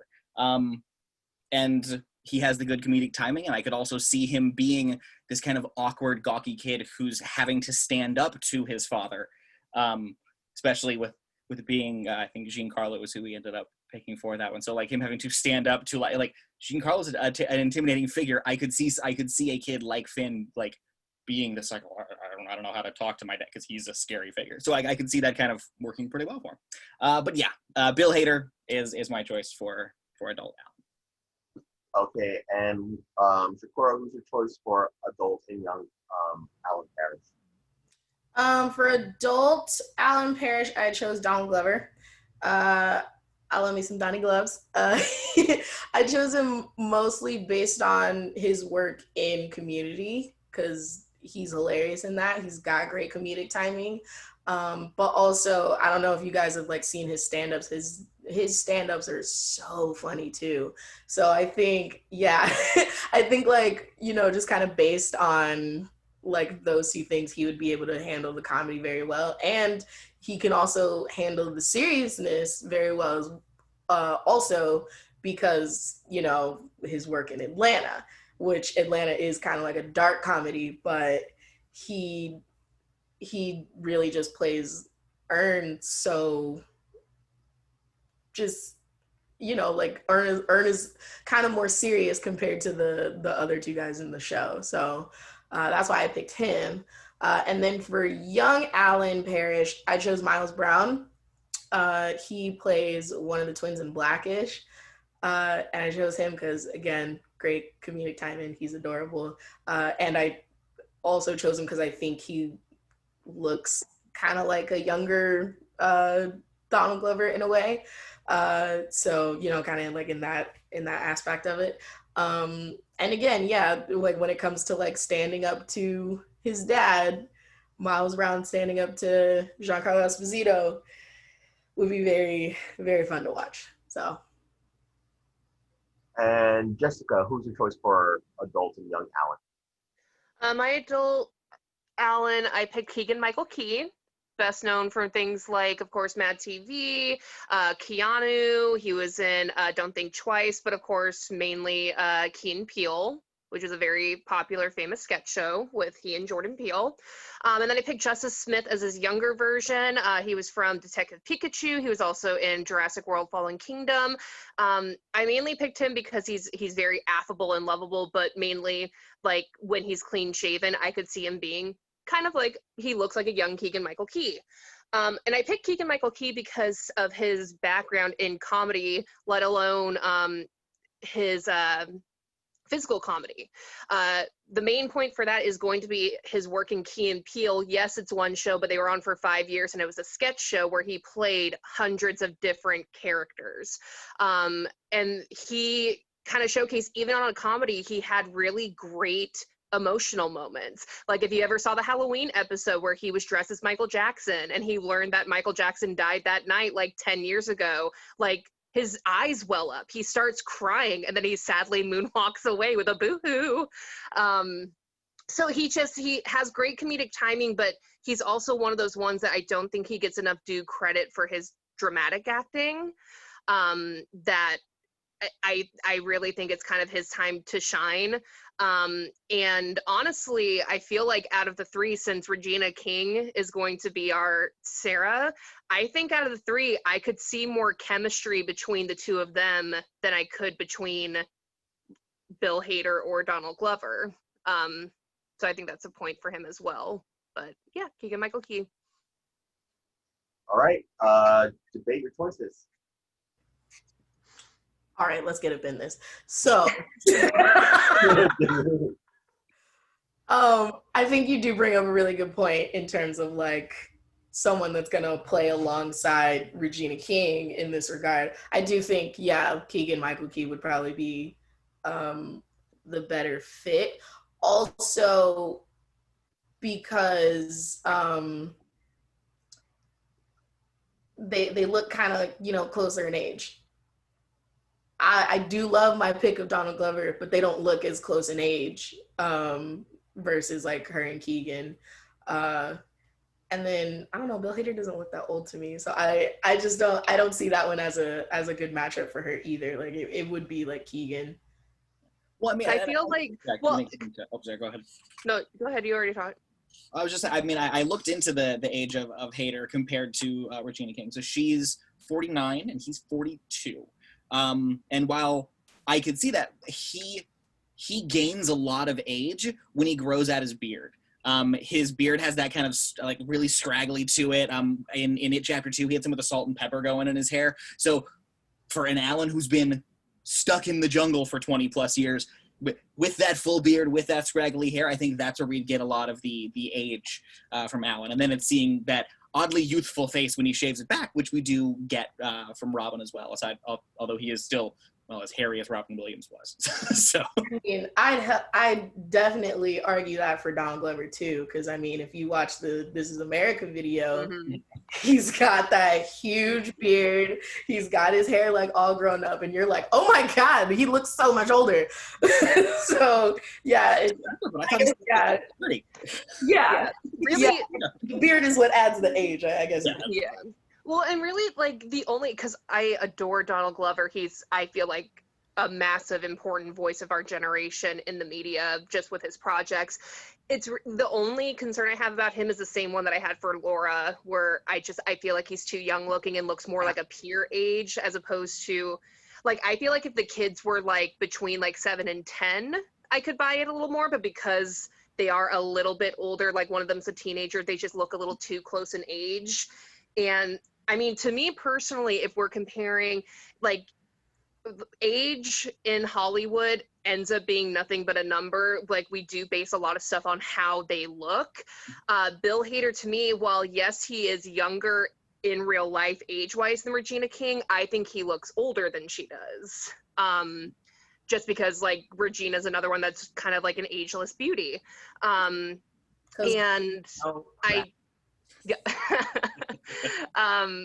Yeah, and it's just like with Bill, even in It Chapter 2, like, I don't recall him having, and it's been a while, so forgive me if I'm incorrect in this, I don't think he had facial hair in that one. He's got like all like house scruff. It's that like, yeah, but not like a beard. But so like even like with that, if it's a little beard or even clean shaven, I just feel like he's aging like the average man, so he's gonna look a lot older compared to some of the other people that we have casted. And yeah, I picked Keegan just because of his comedic background. Comedic timing is on point. He has the emotions down. He's just one that I don't think has gotten the chance to really shine in a project like this, but because it's kind of like a fun family action adventure movie, I feel like a studio would definitely be like, you know what? Let's give him a shot because we see his resume, we see what he's brought in, but we're not putting him in like an Oscar bait type of movie where a lot is on the line and we have to put a lot of pressure on him to kind of pull it off. That's why a lot of the times, like with action adventure movies, whether it's action comedy or just an action movie, a lot of the times they do get comedians because they can kind of transition into that a little easier, as opposed to like you see him in a lot of comedies or kid movies and then all of a sudden he's in like the Oscar winning movie of the year. That's a lot more rare compared to transitioning from comedy to action. So I feel like he would just have a good opportunity and have fun with the role. Okay. So very brief debates there. These are all good choices. And all three of you brought it all equally good points to your choices as well. So it's going to go again. This one has to go down to my preferential choice out of these three, since all the arguments are pretty good at this point. I think, let's see, the choices were Bill Hader and Wonderful Wolfhard, Donald Glover, and Miles Brown, and also Keegan-Michael Key and Justice Smith. I think of three, I would probably prefer Keegan-Michael Key and Justice Smith, because I think a lot of it has to go with like who we casted so far. With Giancarlo Esposito, I could see Giancarlo Esposito being Keegan-Michael Key and Justice Smith's dad. With Regina King, and it's the age thing. I feel like out of these three, the best actor who probably had the best chemistry with Regina King is probably going to be Keegan-Michael Key. With Justice, and then with Justice Smith, I didn't like his character in Jurassic World Fall. I thought it was really annoying in that. But what his character in Detective Pikachu, I can see that I see a lot of young Alan in that. A lot of that neuroticness, that awkwardness, the shyness of it. I think Justice Smith would play that wonderfully. So I'm going to go with Keegan-Michael Key and Justice Smith. How about you, Erik? Great round. Y'all, to me, this was shockingly not a hard choice. I think even before this, I saw the list of who everyone chose, and I saw Keegan-Michael Key. I'm just like, it's him. The one thing all the actors do have in common that I do love about them is they look like they have seen hell and crap. I could definitely see the PTSD through all of them. I just think Keegan will probably pull it off the best. And I think Jess's point that it is his time to shine. I feel like Jordan Peele's having his time to shine. I feel like Key deserves to be a part of this as well. He's been having like small roles in movies for a while, and I think like it's time for him to lead. And also his role in Keanu, I thought he played the straight dad very, very well, but also fit into the action where you're just laughing at him. You're laughing with him. I just thought he just jumped right into it, and I think he'd have a much better time with the transition between going like from comedy to action, as he's done that before. I do love all the other choices. Bill Hader and Phil Wolfhard, that's amazing. They do look like they can grow. Oh wait, that's been done before. I'm sorry, it's been done before. And Donald Glover, my only issue with that, even though I think he'd be a great Alan Parrish, my only issue with him is just I don't see much of the 26-year time jump between he and who was the other choice? Yeah, I think Miles Brown. Oh, I'm sorry. Let me finish. But yeah, I choose Keegan-Michael Key, especially after that Halloween episode on Key and Peele. That was freaking perfect. Yeah, I was just gonna say, I think if Kobe Smulders were chosen for Sarah, I think it would have been a little bit of an easier fight for Donald Glover, since those two are closer in age. I think what Regina King thing kind of changes that for me a bit. So I think the more popularity will go to Keegan, but Rudy, let's still hear from what you have to say. Okay, so Bill Hader and Finn Wolfhard just like naturally seemed like the way to go, like with what happened in It Chapter 2, and how Bill Hader like reminds me most of Alan, in comparison to Jumanji, but we're making a different movie here. And Justice Smith, he's growing on me over the last couple of years, and I could never the first thing that come to mind would not be Keegan-Michael Key for this role, but I mean, like you're saying, it's a transition that we'd be going for here, and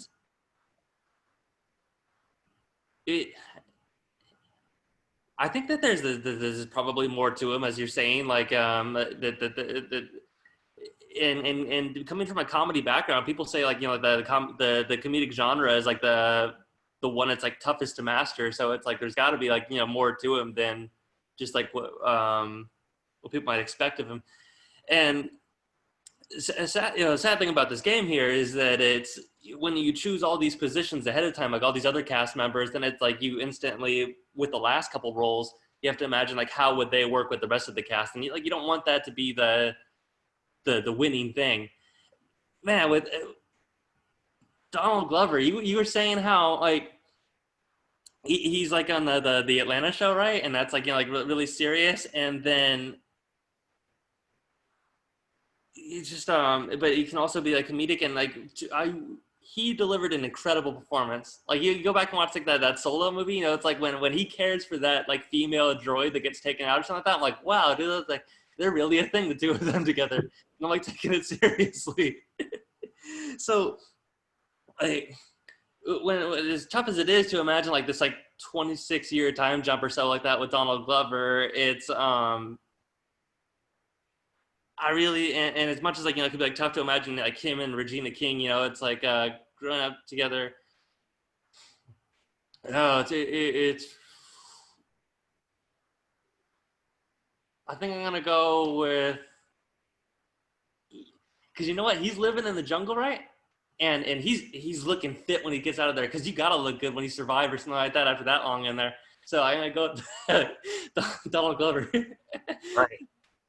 Well, Donald Glover would have got Rudy's vote, but the majority vote goes to Keegan-Michael Key and Justice Smith as Alan Parrish. All right, so we're gonna head on to our last round. It is the director, of course. Joe Johnston originally directed this 1995 film and did a great job with it, despite despite the technology they had back then. Still made an entertaining, fun movie for the whole family. But let's choose the director for this time and age. So, Shukora, who is your choice for directing this 2020 version of Jumanji? Jordan Peele, actually. my pick for director was Jordan Peele. So the fact that Keegan's been picked for Alan, I think is really funny. I picked Jordan Peele because, I mean, he's basically just directed like horror movies for the most part, but his background is in, comedy. And I think he'd be a great director for this. I think he'd play into the drama well, play into the comedy well also. And he would know how to work with Keegan because, I mean, that's his dude. They worked together for 5 years. Like, he would bring out the best, like, from him, I feel like. And what else? I feel like I had one more point. No more points. Yeah. That's okay. If you could come back, you could remember. Jessica, who's your choice for director? I chose David F. Sandberg. He's best known, kind of like Jordan Peele, for horror movies like Annabelle Creation, Lights Out, but he also directed Shazam. That's the main reason why I picked him. With action movies, I feel like the best directors for action movies are horror directors because they know how to work with a small budget, they know how to tell a story well, and they know how to hit those beats, because action movies, for the most part, are usually around the same time frame as a horror movie, so they know how to tell that story and to get stuff done. That's why we got David F. Sandberg for Shazam. You look at James Wan with Aquaman. They just know how to make an action movie because of their horror background. So I picked him for that, but he also has experience working with kids, because if you look at Shazam, there's a ton of kids on that cast, which is an important thing to do because you need to know how to direct the adults to get the emotions that you need from them and the performances you need, but you also need to know how to work with child actors because they're a completely different element to your story. You can't usually talk as frankly with them as you can with adults, so you kind of have to, one, like, gain their trust, get to know them to be able to get the best performance out of them, and seeing that he has that as part of his background, I feel like is only an asset for doing a movie like Jumanji. And finally, Logan, who's your choice for director? My choice for director is Olivia Wilde.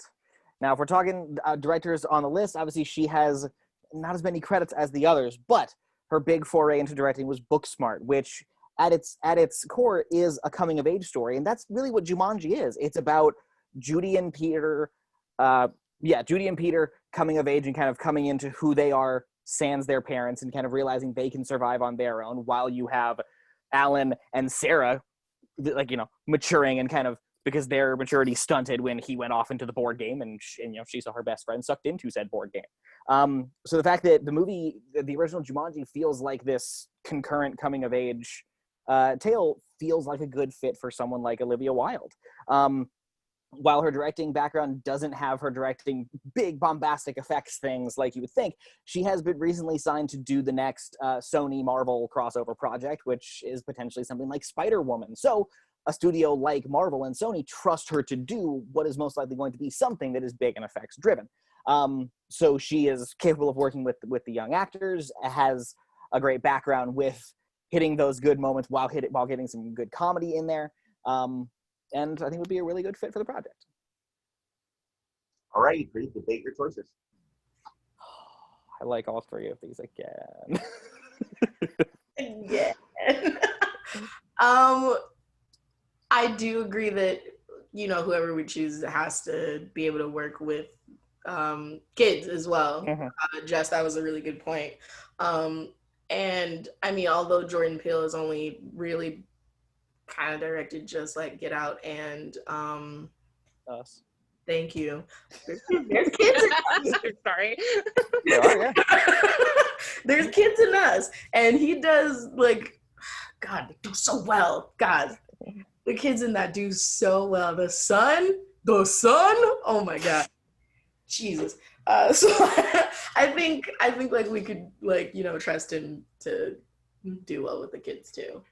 See, like, for me, Jordan Peele can do no wrong. I love him so, so much. He is so immensely talented. He's another one that, like, I feel so lucky to be alive when he's making when projects he's just because his big, he just has a vision that it's so much more than just we're making a movie to make money. There's always something super, super important in the stories that he tells.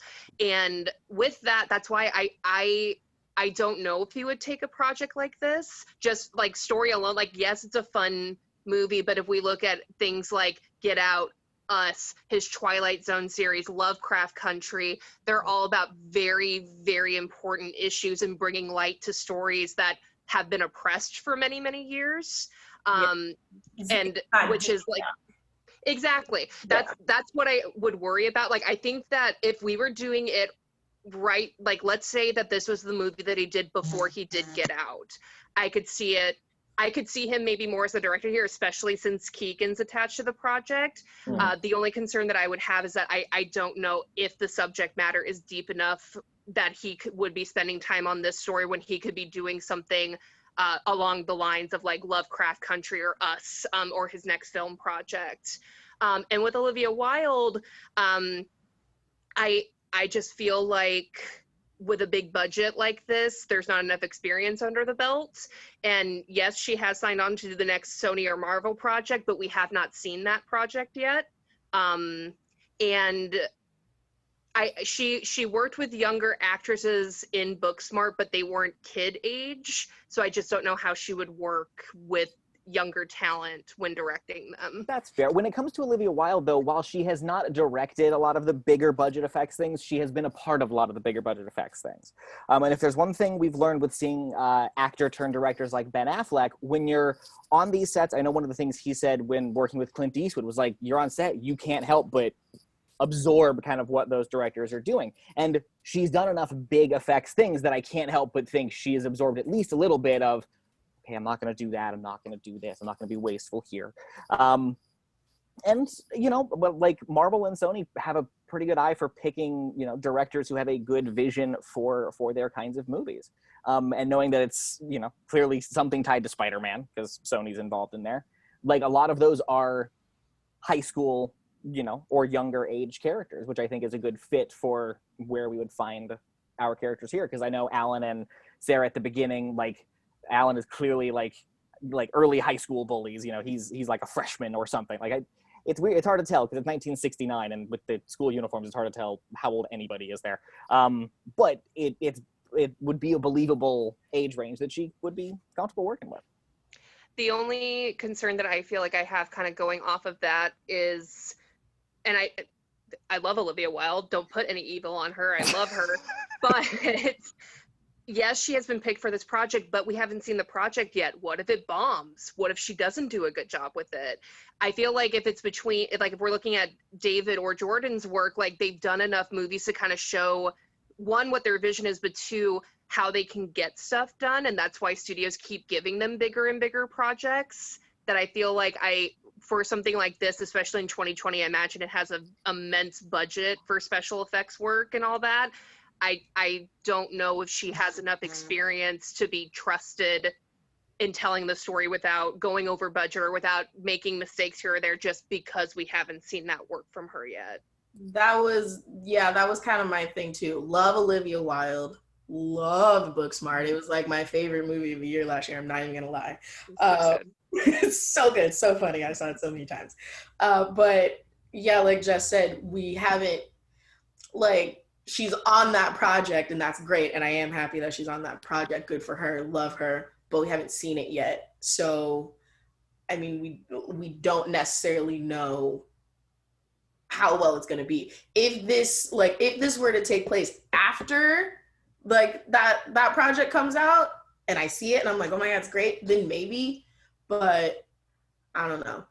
And that's a fair argument. All I can comment on is just her directing style, you know, thinking of how she can shift very well from comedy to drama. And I know, at least, you know, Shukora, you just mentioned you saw Booksmart. I like Jess, I know you saw Booksmart. Curtis, I'm like 90% sure you saw Booksmart. Like when they're at the party and they're arguing and it starts off funny and then it gets like really deathly serious real quick, and then it has to, you know, it's like, cool, now we got to get funny again, and it does, and it kind of builds that momentum really well. And that I think is something that works really well with Jumanji as a movie, is it has this good kind of flow with the emotions. You feel scared when you need to, and you feel, you know, it's like you kind of ride that wave. And, you know, I certainly feel a lot of that wave when I watch something like Booksmart, whether it's being worried when they're in the stranger's car and, you know, pointing out how silly it is that they're using their hair as masks, or, you know, feeling the cringy emotion when they show up on a party and it's just them there. Like, I always, with Booksmart, I feel the emotions with every single beat, because there's subtle little character moments that are worked in there. And I think it helps that Olivia's coming from that acting perspective. So yeah. It's fair. And honestly, like, these are both fantastic choices. I thoroughly enjoyed Shazam. I thought it was a very fun movie, and same with Get Out and Us. Both of those were really great movies. Honestly, if I had any like nitpick, it'd kind of go with what Jess said against Jordan, that like this just doesn't seem like the project he'd be wanting to do. And mostly just from a directing standpoint, like all the stuff that he's been behind the camera on has just been a lot darker and a lot scarier. And I have, you know, it's like, it'd be weird if they were like, and he's doing a remake of Zathura. We'd all be like, huh? Like it just tonally feels like it's a little bit, you know, odd for someone like Jordan. Yeah, that's fair. And I do have to say too, yeah, Shazam is great. Shazam is great, so funny, and he did bring like some good work out of those kids. So I'd say too, yeah, he would be a good choice too. All right, so that's a good debate amongst everyone. These are three wonderful directors. Hard to choose out of the three. Let's see. Rudy, what is your choice? What's your pick? So there was like some biased opinion going into it because I was like, oh my goodness, like David F. Sandberg, like Annabelle Creation and Shazam were just like outstanding in their genres, and I never got around to Booksmart, as I feel bad about that. It looked really good. Rudy, it's really good.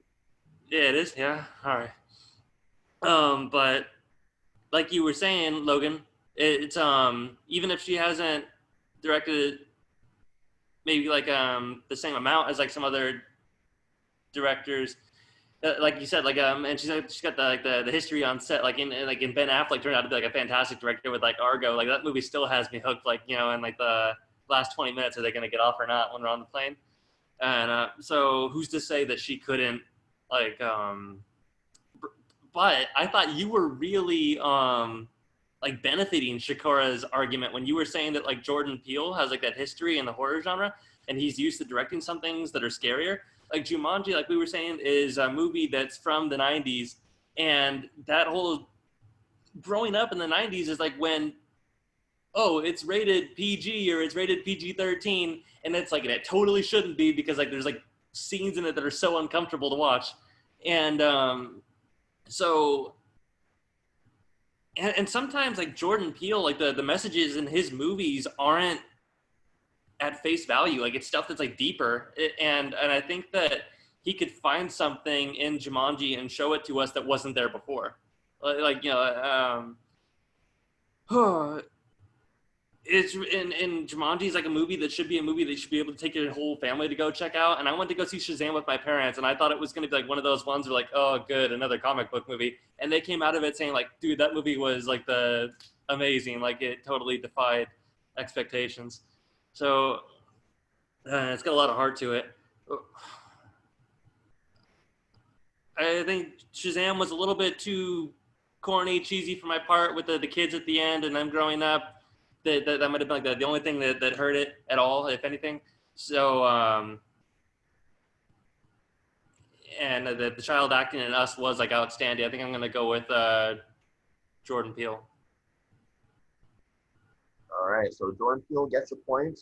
By the way, Rudy, I disagree with you. The whole kids turning into the Shazam family, that was my favorite part of Shazam. I can't wait to see where they take that into Shazam too. Well, so we've got Jordan Peele, David Sandberg, and Olivia Wilde. And as I said before, you three brought some good arguments for all three of these. I think I have to echo back to what other people have been saying about Jordan Peele. As great as a director of business, great as storyteller he is, I think he wants to tell stories that have, again, a deeper meaning to them, and he wants to bring out an idea or issues that people don't really think about nowadays. I mean, when you talk about Get Out, that brings up issues of like cultural appropriation and other issues and things like that. And then with and Us, with, you know, it might be like something to say about poverty, or something to say about identifying identity. And like what Jessica said, if Jumanji was Jordan Peele's first movie, it would make sense because it would just, there's no message that's face value, or there's no really hidden meaning. It's just supposed to be some fun family adventure with no really deeper meaning to it. But once you get into Get Out and Us, then Jordan Peele starts to go more serious. And you know, this should be a match made in heaven, because we got Michael Key as lead role. So with Key and Jordan Peele, we already know they work very well together. but I just think this is not the type of movie that Jordan Peele would want to direct. It's not that we would want him to direct it. I just don't think he himself would personally choose this movie to do. So it's between Olivia Wilde and David F. Sandberg, and I thought I was going to my choice is still the same as what I initially thought, but it again with the arguments, it had me go back and forth. I think my final choice might have to be David F. Sandberg, because I think what he did with Shazam was more closer than what he could do with Jumanji. You know what I mean? And even with something like Animal Creation, as scary as it is, even if it goes rated R, it's not for the whole family, it still has sort of kind of a fun haunted house feel to it. And Jumanji's kind of like that too. It's not haunted house, there's still dangers in the house nonetheless. With Olivia Wilde, yes, she has been signed on to do a bigger budget project, doing a Sony Marvel Spider-Man related film. We just didn't see what she could do with that yet. And I think compared to Booksmart has like a smaller, not scale in its budget or the size of the film, but it's smaller scale and story than it does with Jumanji. Jumanji has a bigger scale and story with that. And I think I have to see what Olivia Wilde is going to do with the Sony Marvel movie before I would choose her to do something like Jumanji. And even though she's a very good director with just one movie under her belt. So my choice is to go with David F. Sandberg. So Erik, how about you? Okay. Logan, thank you for mentioning remake of Zathura. And Rudy, please watch Booksmart and why I'm here. Picking a director, this was, I loved all your choices. For Olivia Wilde, I've always been thinking like with the directors, you think of like the movies they previously done could be like a reel for something they're going to do in the future. The Olivia Wilde, I think Curtis said it, Marvel and the Sony crossover film. I need to see that movie before she can take this on, but she definitely can take on a bigger project. I'm just not too sure about Jumanji compared to the other two choices. And it's been said for Jordan Peele, yes, he is a fantastic director. I love all of his work, especially Lovecraft Country. Everyone here, I hope, is watching that, please. It's just, I think it's been said, if he had done it before Get Out, yeah, it would have been a great choice. Or like, I feel like after Keanu, that would have been a great follow-up to Keanu. And yeah, working with Key again, he would have brought an amazing performance out of him. And both he and Regina King, I think he would have played off their chemistry and just really captured it very well. Working with kids, yeah, the kids and us were fantastic. So I think he definitely pulled that off. But with what he's done recently, yeah, I don't think he would take it on. But for David F. Sandberg, I mentioned the resumes earlier, like a reel for a movie. David F. Sandberg, Shazam is his reel for Jumanji. I just think, I think Logan, you said it's like a flow with like emotions, his movie, and like and actually that what Jumanji is, but that's everything Shazam is. And this is a guy who started out in horror. He made the transition to action and adventure, but comedy was in it, and it was a huge standout. Like he did all of those things and really put it together very well. And he seems like he's one of those directors you can trust, especially how he handled Lights Out. And of course, Annabelle Creation, he just jumped right in there like it was nothing. And to me, I still think that's my favorite out of all the Conjuring movies was Annabelle Creation. And I think with the when it comes to handling the animals, I think he can make them really scary, especially the lion. That part will be terrifying. And also, I think the CGI will be way better. And the monkeys will probably laugh. He'll bring out he'll give plenty of opportunities to Keegan-Michael Key to bring out his comedy element and of course his action element, like he did with Zachary Levi for Shazam. So I got to go with David F. Sandberg as my choice for director. All right, so the points been added up, and David F. Sandberg is our director, which means we finally have our full cast out of this episode. Starting with Aunt Nora, we have Gugu Mbappe Ra. As Carl, we have Michael Pena. As Sam Parrish and Van Pelt, we have Giancarlo Esposito. As Judy, we have Sophie Lillis. As Peter, we have Noah Jupe. As Sarah Whittle, we have Regina King. And as young Sarah Whittle, China Ann McClain. As adult Alan Parrish, we have Keegan-Michael Key. And as young Alan Parrish, we have Jessica Smith. And as our director, we have David F. Sandberg. So very solid cast and directors we came up with, everyone. Wow, this is totally a movie I would go see. After seeing Shazam, anything that David F. Sandberg does already gets my attention. I'm a big fan of Keegan-Michael Key and Regina King. Noah Jupe, I mean, Honey Boy, and yeah, also his part in Ford v Ferrari, he was very good at that as well. And in Quiet Place. Sophie Lillis, a great. Giancarlo Esposito, don't want to say no more about that one.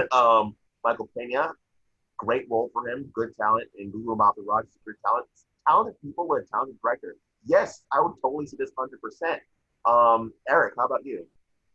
I would definitely see this movie. I'm pretty sure when the trailer comes out, I'll see Keegan. I'm like, yeah. Regina King. I'm like, okay. And pretty much everyone else. But then I think you said say no more about Giancarlo Esposito. I see him. I am like, just take my money right now. just take my money. And like, see, I think like the one scene, like especially seeing the movie, I think the one scene I think that would be like really emotional is Giancarlo Esposito, his scene with Justice Smith when they get into that argument. I think that will be like a very powerful scene, especially David F. Sandberg, how he can work with how he can work with kids, teenagers. He seemed to be able to like work with everybody. He just would really bring this entire cast together. And with the effects, it will be fun. It would just be everything that I wish the Never Happened 1996 movie was. But I would really look forward to this film. So great job on casting that, everybody. Yeah, especially, I mean, don't forget that scene in Shazam when Billy meets his mother again. That was a very yes scene. Despite how funny that movie is, it's a very fun. Jessica, how about you? Yeah, I love everybody that's connected to this movie. For me personally, like I'd be very excited to finally see Keegan get the props he deserves in a starring role because I just feel like is very underutilized in Hollywood. I also just love David F. Sandberg, not just because he's a horror director, he's also Swedish, but he knows how to tell a great story. And Giancarlo, done. Like the rest of the cast could suck. And if Giancarlo was in it, I'd be like, yep, okay, we're going and seeing it 6 times in theaters. But I feel like everybody would play off each other very well. I feel like David's vision would be very in line with what we would want from a movie like this. So yeah, I would see this numerous times. How about you, Logan? What do you think about this? Honestly, it's one of those with every like actor, once we like figured out who they were and slotted them into the cast, like the scenes from the original movie played back in my head with them slotted in, and every single one of them just felt right. Like every single one of them, as we were like, you know, the stuff with Van Pelt, like I can imagine Giancarlo tearing through the convenience store covered in paint with all of that kind of craziness going on. You know, with Noah Jupe, I can imagine him like going, like having to confess to Keegan that he needs a hole torn in his pants so he can get a tail out there now. Like all of these little actors, I can see all of these little character moments with everyone we chose, and I think they could bring a lot of like nice heart to the movie. Yeah, I agree with everyone else. I would be there to see this thing on opening day. Like, yeah, on the trailer alone, I'd be like, you have my money, go. Like this would be a great movie. Rudy. So I'm really happy that like Keegan-Michael Key got picked, because it's not that I don't love him in what I've seen so far. It's just that I really want to see him in something else. This is it's like a fantasy. It's like a dream come true. Like when you're looking to see like hardworking celebrities. Well, not that they deserve more than they already have because they're celebrities, but it's and it's kind of neat.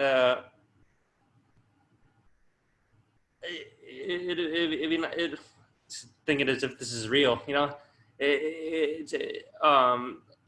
I would love to go check it out, and it's kind of cool that I mean, we kind of got like a Black Jumanji going on here, right? That's cool. I think pretty much, yeah. We got a lot of brothers and sisters in this. Yeah. The more I think about it, yeah. It's nice. It's nice. It's really nice. Yeah. It's like, what were you gonna say? Oh no, go ahead, finish. It's you know, I was talking with like with some coworkers recently about like how you know, it's like you wish that there'd be like some gay representation, you know, like or LGBTQ like in movies, and it's like, and when is it going to be the norm? And sadly, it feels like that may never come because it always feels like, you know, that there is a norm and that's not it. Maybe in an alternate timeline or universe, then it could be otherwise. But it's always going to be something that's going to stand out, and it's always just going to be like, it's too bad that that's the way we look at things.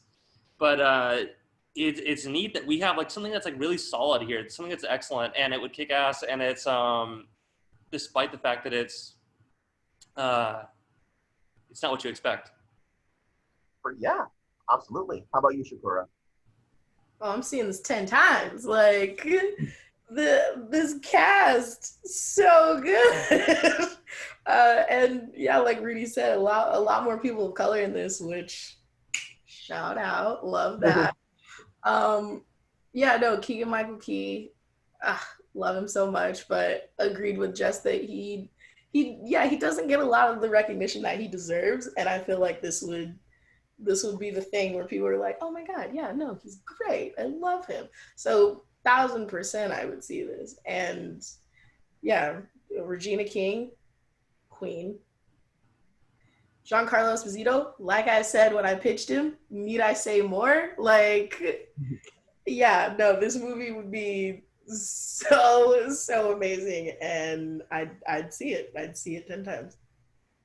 All right. So again, just to recap, Google about the Roz Aunt Nora, Michael Pena as Carl, Giancarlo Esposito, Sam Parrish as Pelt, Sophie Lillis as Judy, Noah Duke as Peter, Gina King and China and McLean as Sara, Keegan Michael Key and Justice Smith as Alan Parrish, and Dave S. Sandberg as our director. Thank you all for watching this episode of Past the Future. Again, big thank you to Shukura, to Logan, to Erik, Rudy, and Jessica for being part of our panel. Come back next week where we're going to have our panel discuss and debate, and we're going to choose a 2020 cast for the 1985 classic The Goonies. So that's going to be very exciting. So thank you all for watching, and we'll see you all next week. Take care.